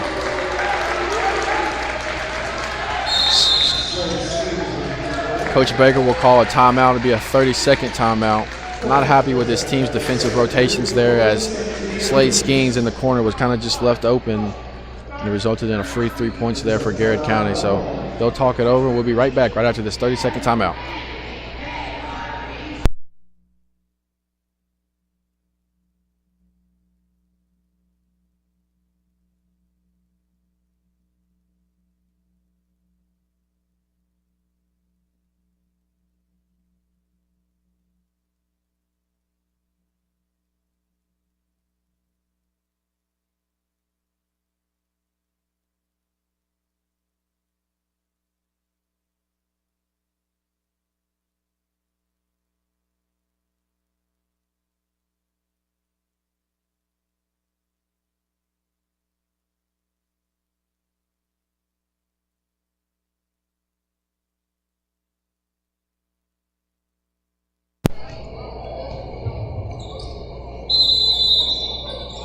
Dunbar will have the ball out of the timeout as Faulkner brings it up the right side. He's guarded by Trey Grubbs. He will give the ball over. Be to Cason Carpenter. He has it on the left wing. He'll pass it down to Horn. Carpenter's three on the left wing is no good. Loose ball picked up by Caldwell for the Golden Lions, and he'll give it to Boatley as they look to push. Boatley picked up by Faulkner. That'll be a blocking foul against Faulkner, which will be his second foul,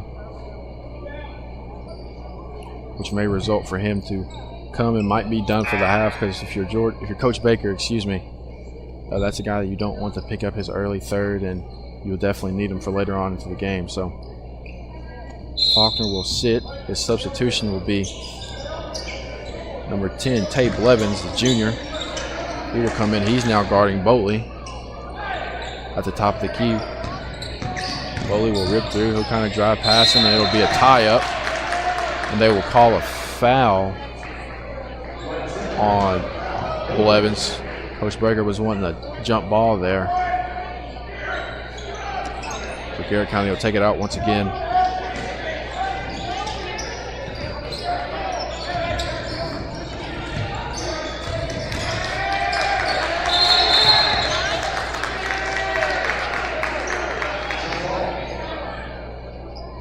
Maybe a jump ball there as Boatley trying to spin move across some defenders and kind of have a tie up there. So it'll be Garrett County's ball once again for the third time after 2 fouls and a jump ball. So if it's a jump ball next time, Dunbar will get it. Skeens will inbound it to Hunter. Hunter will give it off to Grubbs. Grubbs will lose the ball off of his foot. He'll pick it up as Blevins hits the ground, finds Hunter Caldwell in the corner. His three is up and good. A three for number 11, Caldwell. Kind of a chaotic possession there. If you're Dunbar, you have 2 or 3 times where you can maybe go for a jump ball, or maybe go for maybe could go get a call for a jump ball, but instead they call fouls. So, and then they finally do call a jump ball, and it gives it right back to Garrett County. So and that results in a 3. So tough possession there if you're Dunbar.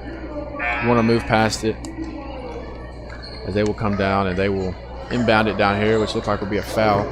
Demarion Boatley will check out for the Golden Lions. He'll be replaced by Zach Stacy. There'll be an offensive foul call against number 11, Horn, as he kind of pushed off on Caldwell on the inbound, and they called that very quickly. And Coach Baker will let Horn have a seat. His substitution will be number 20, Nate Goodpaster, will come back into the game for the Bulldogs. Dunbar in a press, trying to speed Garrett County up. And they will do so. Trey Grubbs will kind of lose the ball out of bounds, and it'll go back to Dunbar's way.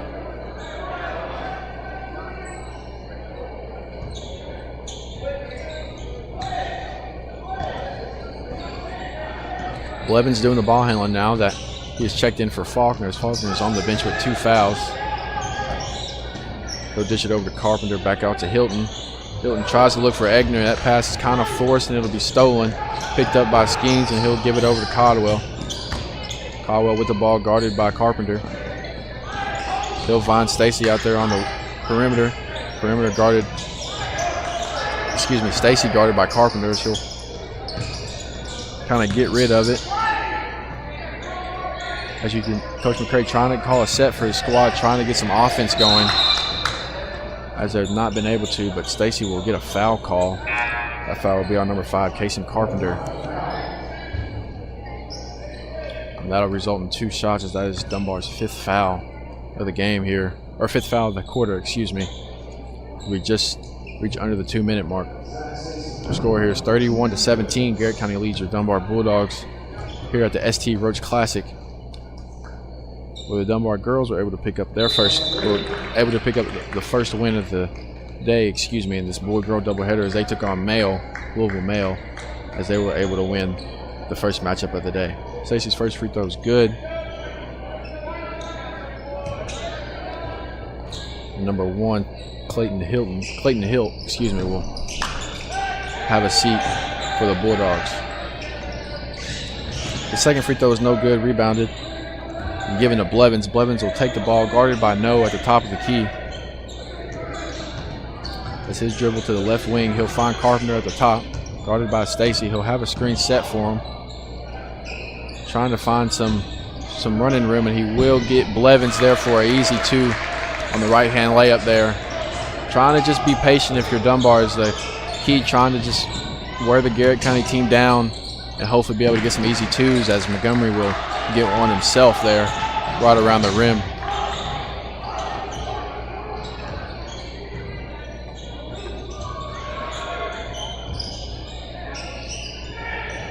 Carpenter with the ball at the top of the key. So we'll get a screen from good pass. So Carpenter's 3 is up and good. A deep 3 there for Carpenter is exactly what they needed to hopefully get some offense going, and Carpenter will pick up Stacy full court.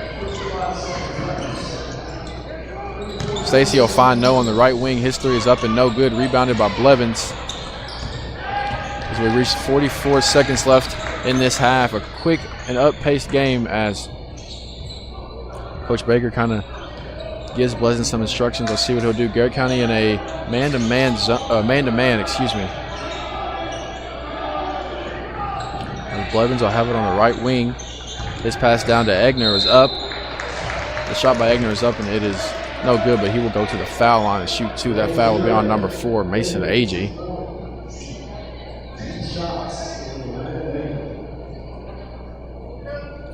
So Landon Egner will go to the line to shoot 2. The junior, who averages 6 points a game and 5 rebounds, is kind of seen as their big man presence on the squad, as he's paired up with Garrett County's big man presence as well.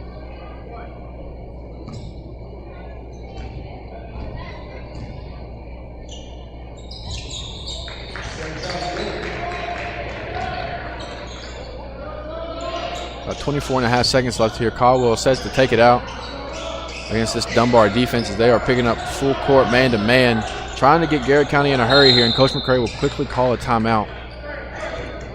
It'll be a 30-second timeout, and quickly discuss it over with the squad about what they want to do here in the final seconds of the half.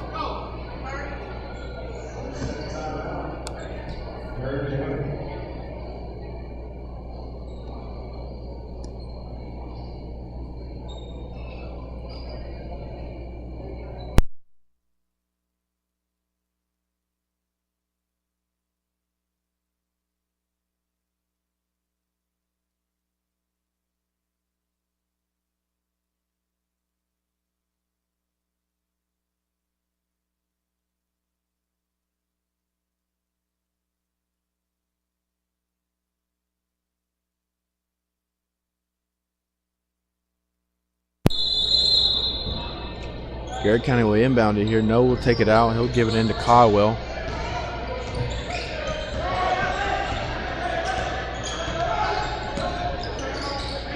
Caldwell will give it back to No, who's guarded by Blevins. No kind of handling the pressure here as Blevins is up in him tight.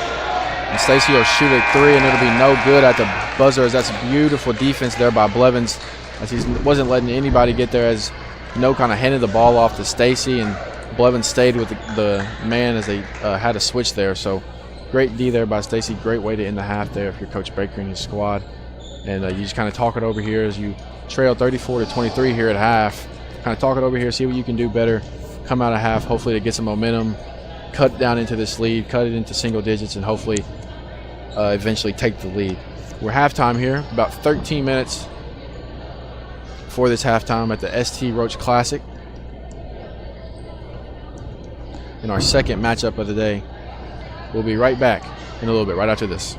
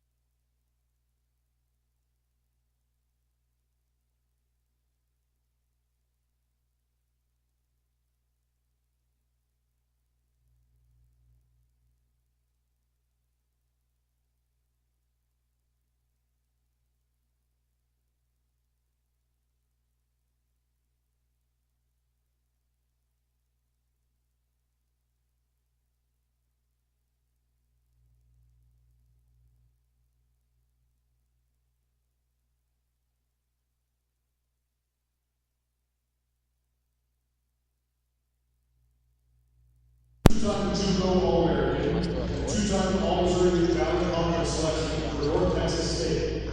He was drafted by the Milwaukee Bucks on the NBA and played in the ABA for the Texas Chaparrals, San Antonio Spurs, Kentucky Colonels, and the Utah Stars.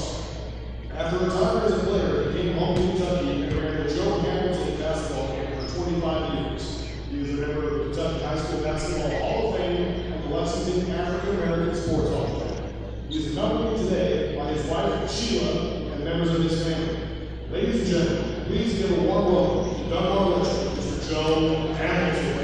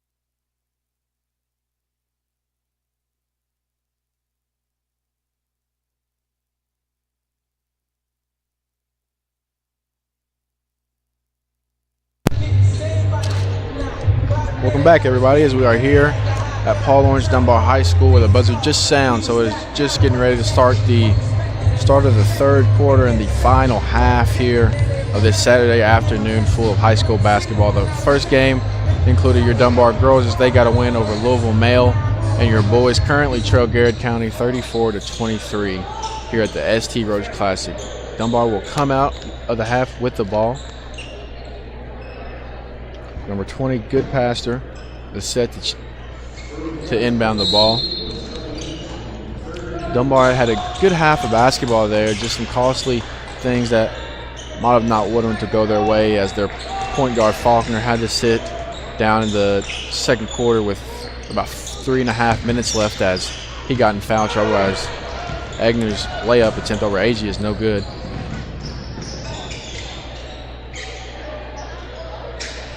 Rebounded by Faulkner down there on the other end. So Faulkner being able to finally get back out here on the court with 2 fouls, and hopefully that he can be able to facilitate this offense again and cut this lead down to single digits here quickly. That shot there by Cage Taylor is up and good, and Dunbar will be on the board first here to start this third quarter. Stacy will bring the ball up here for the Golden Lions as he's guarded by Taylor. He gets a screen from Age. He gives it over to Boatley. Boatley over to No. As Montgomery will go up for the attempt, and it'll be called for a travel before the shot is up. So it'll be a turnover for Garrard County. So a great start here for Dunbar as you get 2 turnovers and a quick bucket, which is exactly what you want to do as you're down 9. Faulkner and Boatley was a great matchup there for the time that Faulkner was on the court. 2 quick guards, 2 guards that are able to guard each other very well, as that pass from Taylor will go over the head of Egner.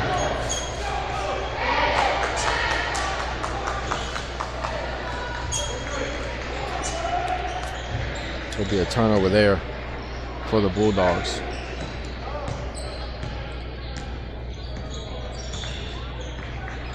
If you're Coach Baker, you want your guys just to kind of continue to be pests on defense as they were. They kind of sped Garrard County up a little bit, caused some turnovers.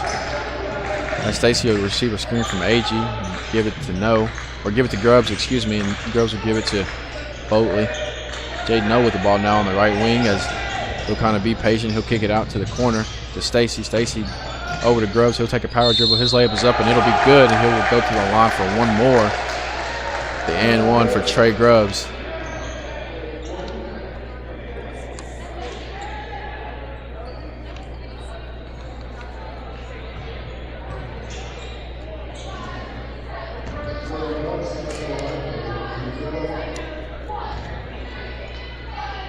Grubbs' free throw is up, and it is good.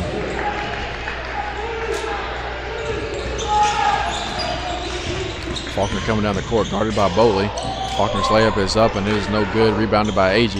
AG will find Boatley in the middle of the court, as he'll find No. No will find Grubbs right down at the block. Grubbs kind of fumbles the pass, but picks it up. He'll throw it back out to No, and No will reset this offense.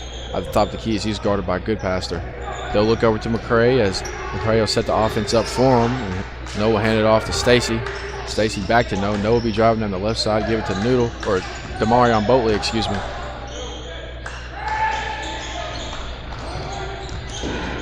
As that 3 there by No is no good. Rebounded by Cage Taylor. As he'll come down, he'll shoot a 15-footer. It'll be no good. Rebounded by No. No will bring the ball up down the left side of the court. He will get fouled as he's going up, so he will go to the line. He will go to the line and shoot 2. That'll be a foul on Faulkner, which is his third, which is not a good one you want to get, as Blevins and Hilt will check into the game, and you can only imagine that Coach Baker wants to get Faulkner out of the game before he picks up an early 4th here in this third quarter. So that is correct. Faulkner will come out, and Cage Taylor will come out as well, and they will be replaced by Hilt and Blevins. And Blevins, who had a great second quarter there, as he replaced the minutes of Faulkner. And there at the end, he played great defense, not able to allow Garrard County to get a shot off with about 10 seconds left, and kind of just stayed there with the ball handler, and it resulted in a tough shot for Garrett County that they wasn't able to get up. So great defense there, great momentum for your Blevins, great minutes that you want to keep building on. Garrett County going to inbound it, but they'll lose it, and it'll be a tie-up, and it'll go Dunbar's way.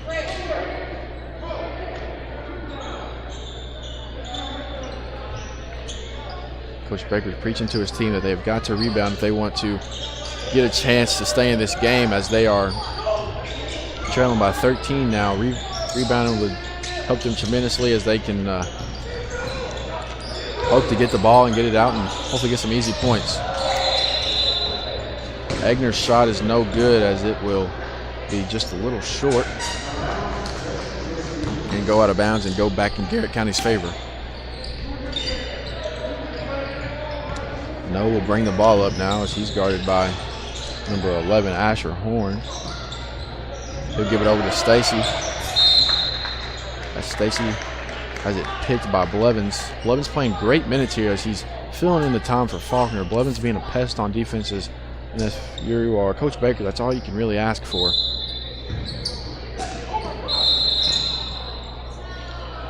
And they will call an inbound foul on Blevins. It looked like he kind of pushed off of Stacy here, and Coach Baker is not a fan of the call. As you can see the reaction. He kind of wanted a offensive foul there on number 0, Zach Stacy. Garrett County inbound it now. They will give it off to Jaden No, as he's getting guarded by Horn. Looking to set some offense up, and he's looking as Asher Horn will kind of make him do something with the ball, as he's just dribbling around the perimeter, and he'll lose it, and it'll be a foul, loose ball foul. I think it'll be on Jaden No, and it will be. Say he'll push them in the back. So great defense there for Dunbar. You want to get stops, you want to string stops together, and you want to come down to the offensive end and make it turn them into points, turn them into successful possessions down here, and cut into this lead.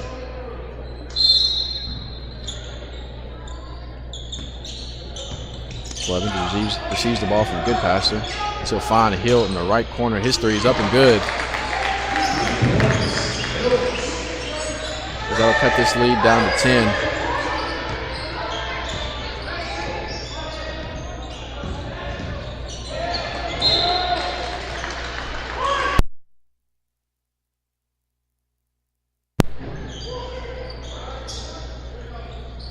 Garrett kind of nearly turns it over there. They will keep possession of the ball. They will have Codwell throw it in. He'll find Grubbs,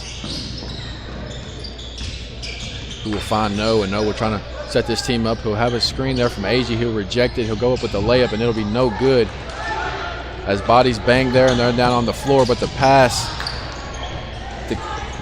to Horn was just a little over his head, so he had to throw it back in bounds from out of bounds, and it didn't work out in his favor. It results in 2 points there from Grubbs on the other end.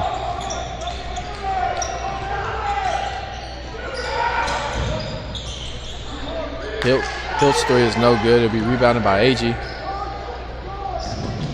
Jaden Noah now had the ball in the left corner. He'll find Caldwell on the left wing. His three is up and no good. Rebounded by AG over Goodpaster. He'll go up with it, and he will be called with a foul on Goodpaster, and AG will go back to the line there after that display of rebounding that he just shown.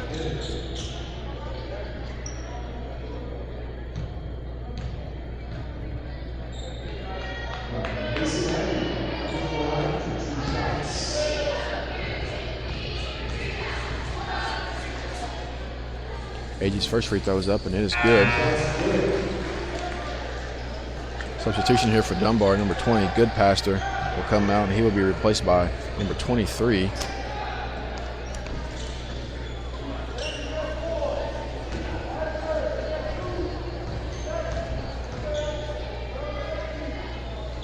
AG's second free throw attempt is up and no good.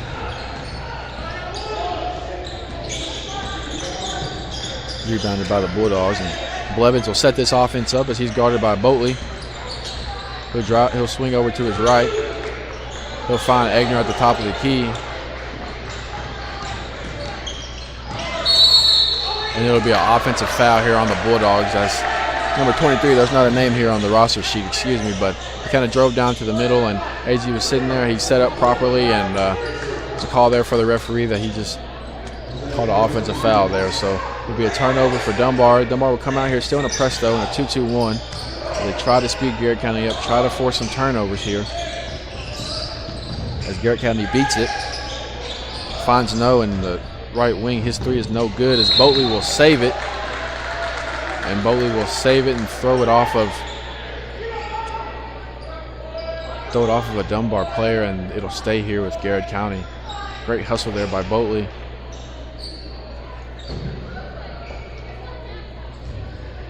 To keep the possession alive for his team.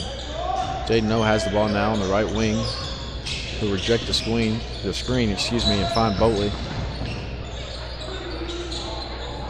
Boatley's layup is up and no good as he hits the deck hard, and it'll roll out of bounds and it'll go Dunbar's way. Coach McCray not necessarily happy with that shot selection, as kind of rubbing his hands on his head there. Maybe he was wanting a better shot. Maybe he was wanting to get some particular offense going there, but not very happy with that shot selection. Dunbar will come the other way. They'll give it to Blevins. Blevins will pass it off to Horn, as they're going to kind of weave action here. Blevins being guarded tightly by No. Demarion Boatley was able to pick the pocket of Asher Horn, and he will be fouled down the court by Blevins. Boatley able to just kind of steal the ball that was sitting right in front of him and kind of drove down the lane and got fouled there by Blevins. There'll be 2 shots there, as that's the 5th foul for the Bulldogs in the quarter.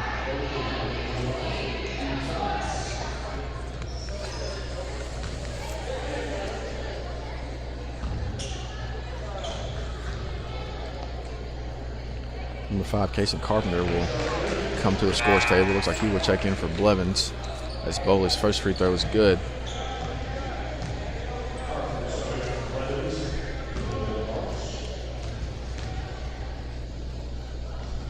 Boatley's second free throw is up, and it is good as well. Be a timeout for Coach McCray and the Golden Lions. They will talk it over. They are leading your Dunbar Bulldogs 43-28 here in the third quarter of the ST Roach Classic, with about 2 minutes and 17 seconds left to go here in the third quarter. We'll be right back right after this timeout.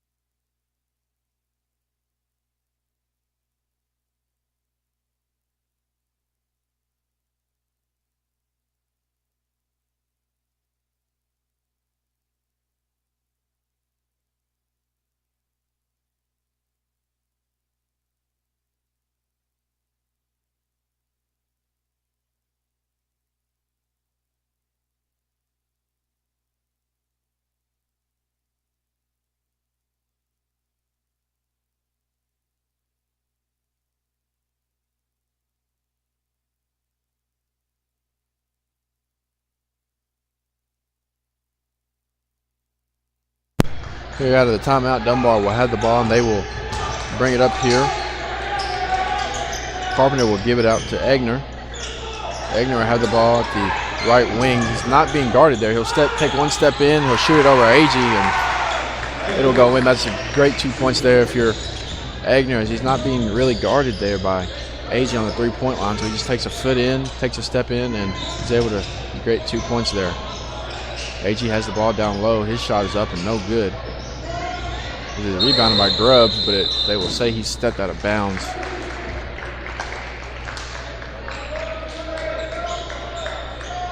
So there we go, back to Dunbar.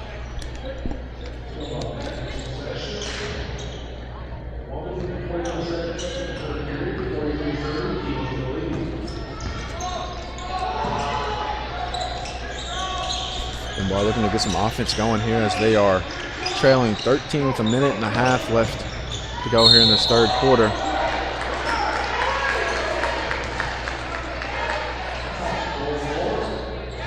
2 shots here for Landon Egner as he will go to the line.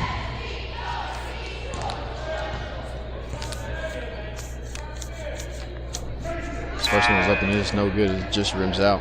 It'll be a substitution here for Garrard County. Number 21, Sam Montgomery. We'll check in for Mason Agee. Egner is set to shoot his second.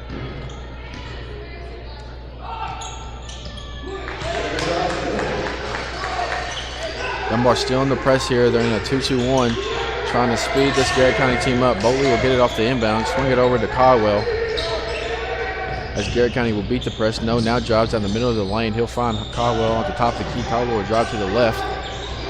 Caldwell will kind of back down his defender. His layup is up and no good. Rebounded by Hilt. As Hilt will find his teammate in the corner. His 3 is up and it is good. That'll cut the lead down to 11, or 9, excuse me.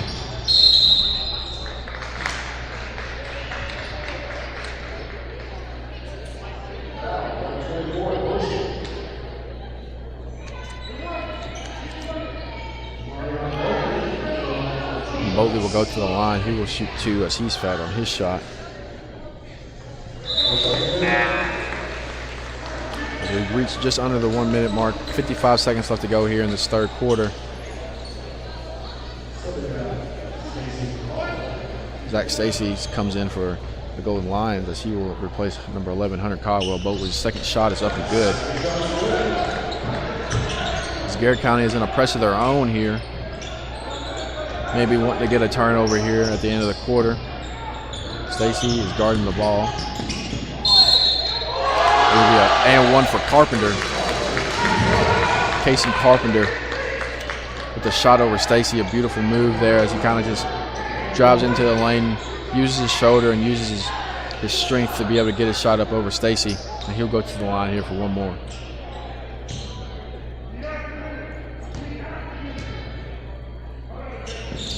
Coach Baker telling his team to be active here as on the press as free throw is up and no good, rebounded by No.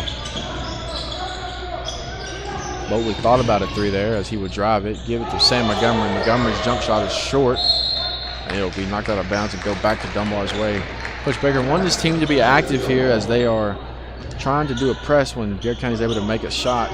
You know, he's wanting to keep his team to keep their hands up, trying to get deflections, trying to get steals to turn into easy buckets. Hilt will have the ball on the right wing.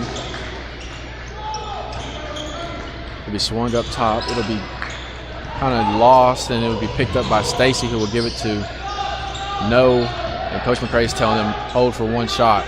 No will give it to Stacy with about 10 seconds left here to go.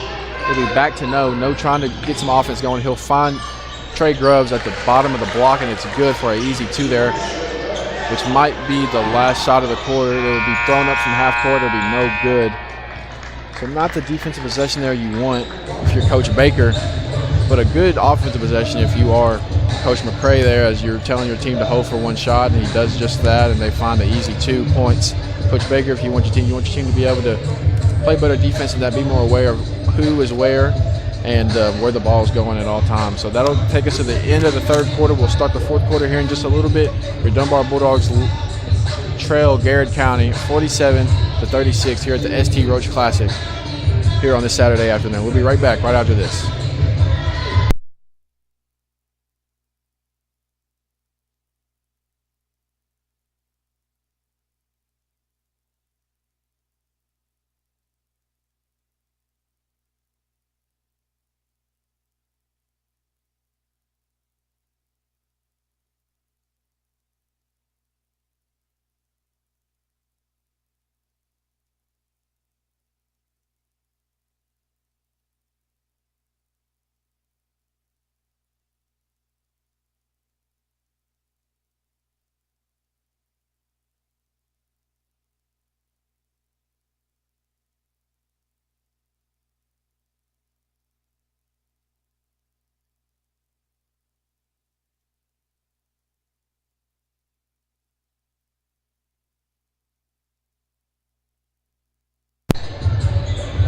Coming out of the quarter here, Coach Baker trying to rally his team together to string a good 8 minutes left to go here in this game as they trail Garrard County. Coach Baker just wants to see his team fight, see his team compete.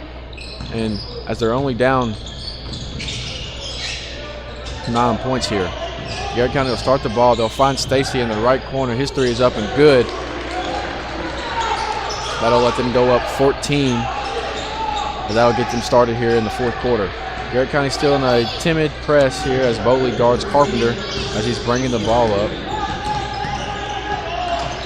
Carpenter is being guarded by Boatley.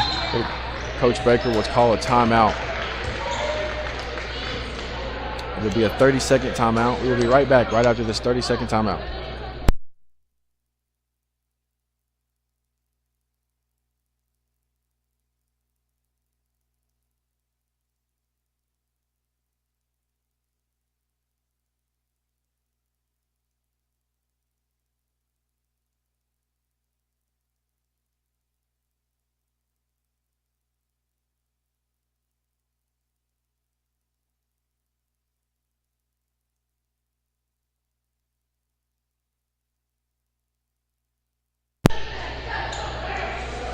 Dunbar set to take it out here as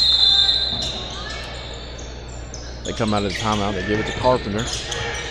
He'll find Hill on the right wing. His three's up and good. That cuts the lead down to 11, and they're wanting to get up in them as they're trying to pressure Garrard County as much as they can. They'll get Stacy in a trap as he finds Grubbs. Grubbs driving down the left side. He'll throw it out and find No on the right wing.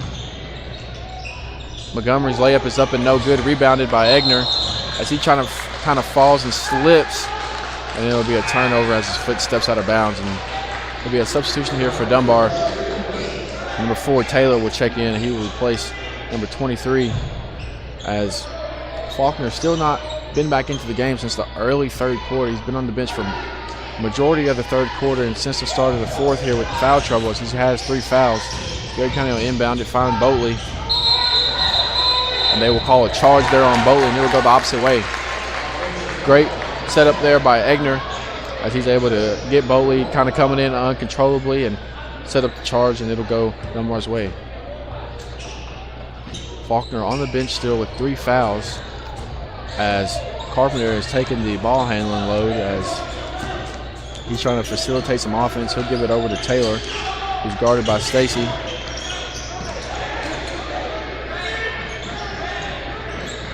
Carpenter guarded by Boatley back up top right around the Bulldog. Carpenter will drive to the right, take it between his legs and pull it back out. He'll find Hill. Looks like they'll call a foul down low as Agee and Egner are kind of getting into it. That foul will be on Agee. But Dunbar will take it out right underneath the basket. Set to be taken out by Horn, who's guarded by No.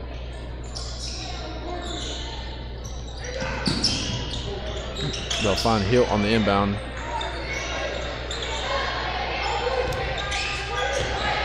They'll have a screen by Horn. He's switched on to No as they'll find Egner. His pass will be switched out to, or his pass, excuse me, will be thrown out to Taylor. There's a beautiful pass there by Carpenter as his pass is caught by Egner.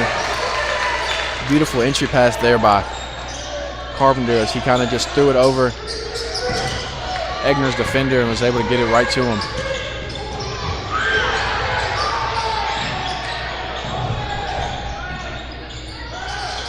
Boatley's left corner 3 is up and no good. Ball is loose, rebounded by Agee. He will lose it. It'll come out of his hands and it'll stay with Garrard County.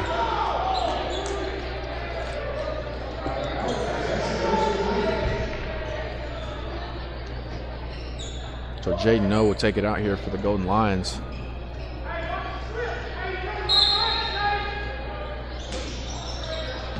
He'll find Agee off the inbound. Back to No. No is guarded here by Asher Horn. As Dunbar is in a man-to-man, or excuse me, a 2-3 zone. Coach Baker telling his team to get into a 2-3. No will swing it to Stacy. Stacy back to No. No over to Boatley. As they're trying to keep up with Stacy as he went across court, and they'll find Grubbs down low. And his shot will be up and no good, but they will call a foul. And Grubbs will go to the line for 2 points. Baker not a fan of that call as you see him throwing elbows down low. He thought maybe Grubbs was getting away with maybe a hook. there as he's explaining it to the refs. Maybe tell him to watch out for it and look for it next time. Grubb's first shot is up from the free throw line. It is good. It rolls right in.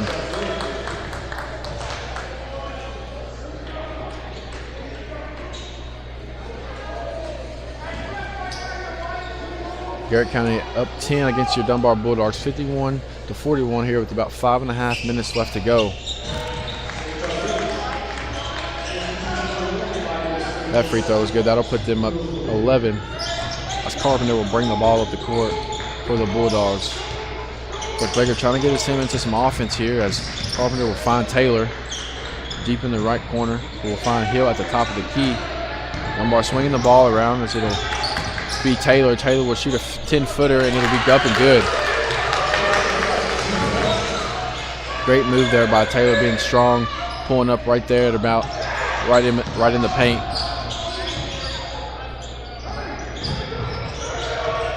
Garrett County has the ball. Stacy will have it, guarded by Carpenter. Coach Baker trying to tell his team to get up and play some defense, maybe trying to get a turnover. No with the ball. His right wing three is up and good.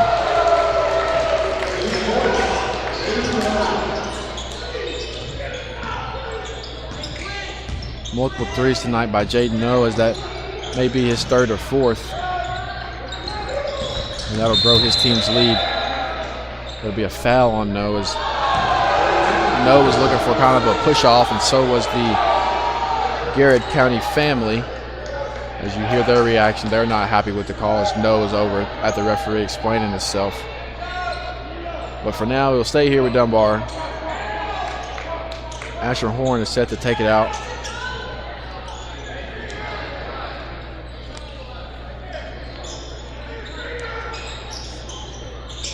As he looks to get it in, he will. He'll find Hilt deep in the right corner. Hilt will pump fake, get Grubbs in the air. Kick it out to Carpenter, who's guarded by Boatley. Carpenter's three is up and no good. It just rims out, rebounded by No. As No will slow it down. They're trying to bring pressure to the Garrett County ball handlers, and they're doing just that, trying to speed them up. As they'll find Boatley here, and his pass will be deflected and caught by Horn. Horn's layup will be up and good. Boatley tried to pass it there to Agee and kind of just wasn't on the same page. So you see Dunbar trying to speed the Garrett County offense up, and they're doing just that.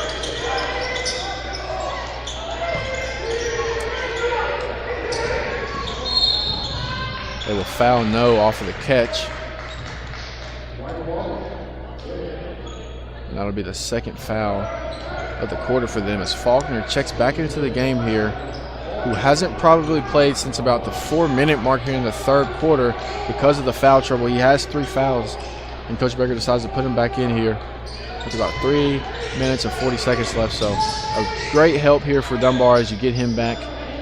He's a great ball handler, great defender, a pest on defense, and so you want to be able to use his presence. No has the ball now as he's guarded heavily by Horn at the top of the key, when they would call a foul on Horn, as they have 2 more fouls to give before Garrett County will go to the free throw line. But before that, it'll be a timeout taken by Coach Baker, what appears to be a 30-second timeout. So him and his team will talk it over to see what they can do here with about 3.5 minutes left to go. They trail by 10. There'll be a full timeout, excuse me. They trail by 10 here at the ST Roach Classic here in the final 3.5 minutes. We'll be right back right after this full timeout.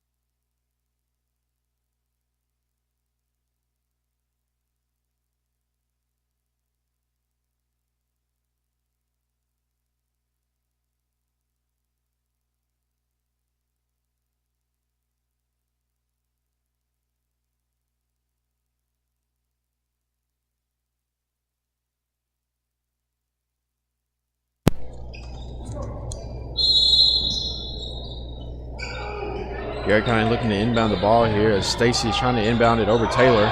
He will. He'll get it into Boley at the top of the key, who's guarded by Asher Horn. Boley gives it off to Jaden Noe as Jaden Noe is getting pressured. He's sending double teams as he finds Boley down low and the pass is deflected. Boley catches it and goes back up with it. As if you're Dunbar, you're right there. You're so close, able to get, you got a deflection there, just not able to come down with it, and it still results in 2 points.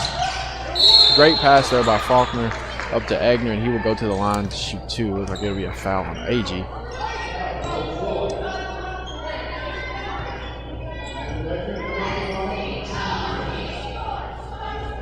So Faulkner already making a difference here as he's just now checking him back into the game since the 3rd quarter. His ability to just be able to run the point guard position, get passes where they need to go, facilitate the offense is a huge help here, and it's a great thing that he's been able to get back here on the court and make this final push for his team. Egner's first free throw is good. His second one is up now. It is also good. It cuts the lead down to 10 here with 3 minutes left to go. Garrett County still getting pressured by this Dunbar defense. It appears to be a 2-2-1. Jaden Noe gets the ball across half court and he will pull back out as Dunbar will fall into it looks like a man-to-man. Stacy with the ball at the top of the key. He'll find Noe on the right wing. Noe will get a double team sent to him. He'll drive right past him. His layup is up and no good. Rebounded by Egner. Asher Horn going down with momentum on the left side. His layup is up and good over Stacy. Dunbar trails by 8. Garrett County beats the press. AG has the ball. He'll find Noe outside on the perimeter. Noe will give it to Stacy. Stacy guarded by Horn. The ball's now in the right corner. As I said, another double team to him as Noe's pass is deflected and it'll be turned over. But there was a whistle before. It looks like he had stepped out of bounds. So it'll stay here with Garrett County. Great defensive possessions here that you're stringing together if you're Dunbar. Starting to get turnovers, starting to speed the Garrett County team up. And if you're Garrett County, if you're Coach McCray, you want to tell your team just to slow down. You have the lead. Get good quality shots here. With 2 minutes left to go. Garrett County inbound it to Boley. His layup is up and good. That'll push the lead back to 10. Faulkner will bring the ball up for his squad. He'll try to do an entry pass down to Egner, and it'll be a kicked ball, so it'll stay here.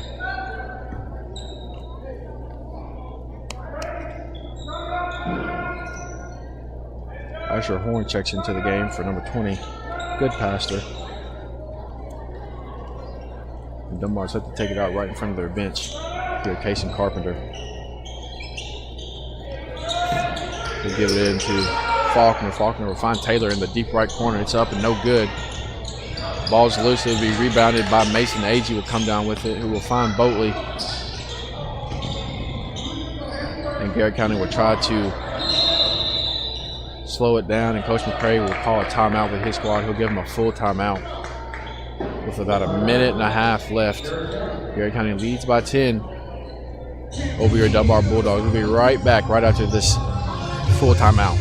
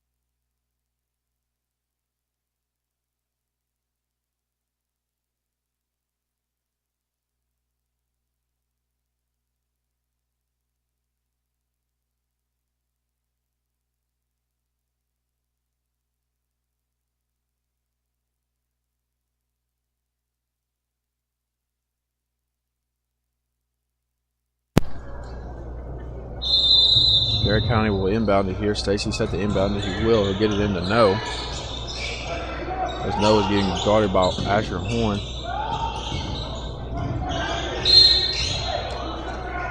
Bowley will be fouled here by what looked like it'll be Faulkner, and if it is, it'll be his 4th.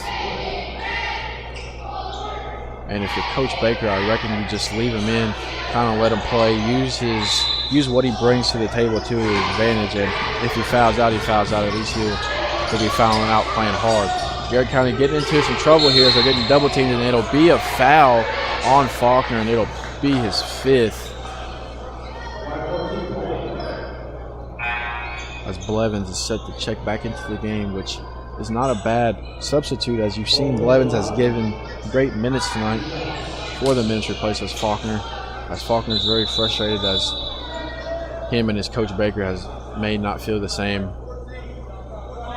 about some of the foul calls that was called on Faulkner.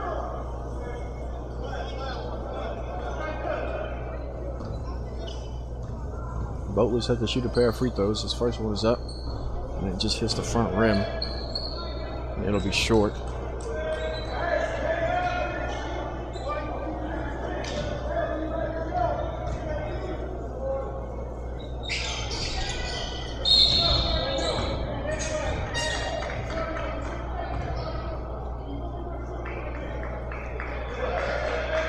Looks like there would be a foul on the shot. It looks like Jaden O will now go to the line after that foul, and he'll shoot a pair of free throws as well. Or excuse me, not Jaden O, Trey Groves.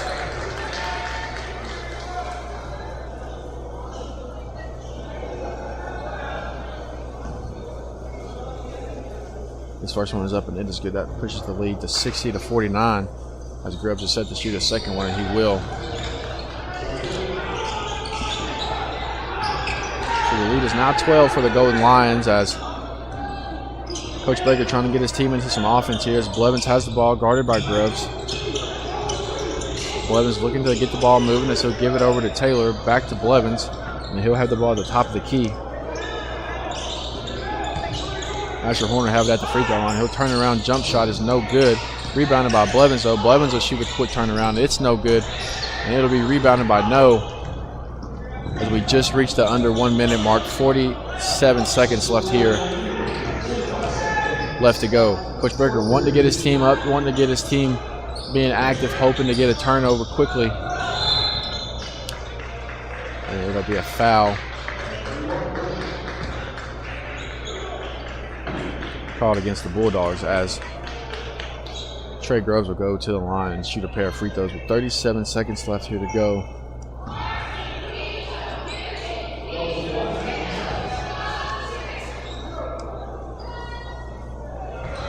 This first one is up, and it is good.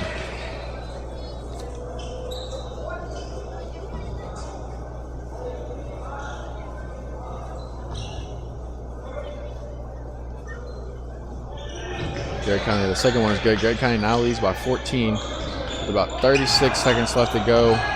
Blevins will bring the ball up the court. Great effort here tonight by the Bulldogs as we close out here on the Roach Classic.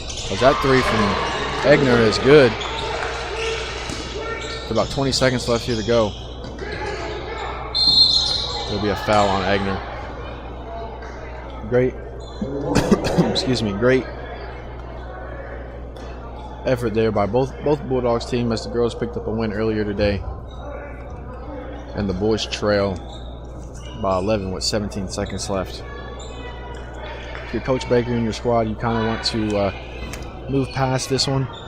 If it doesn't go your way, you know, you want to look past it and kind of focus to Woodford County on next Tuesday, which that will be at Woodford County in for sales at 7:30. Bowley's second free throw is up, and it is good.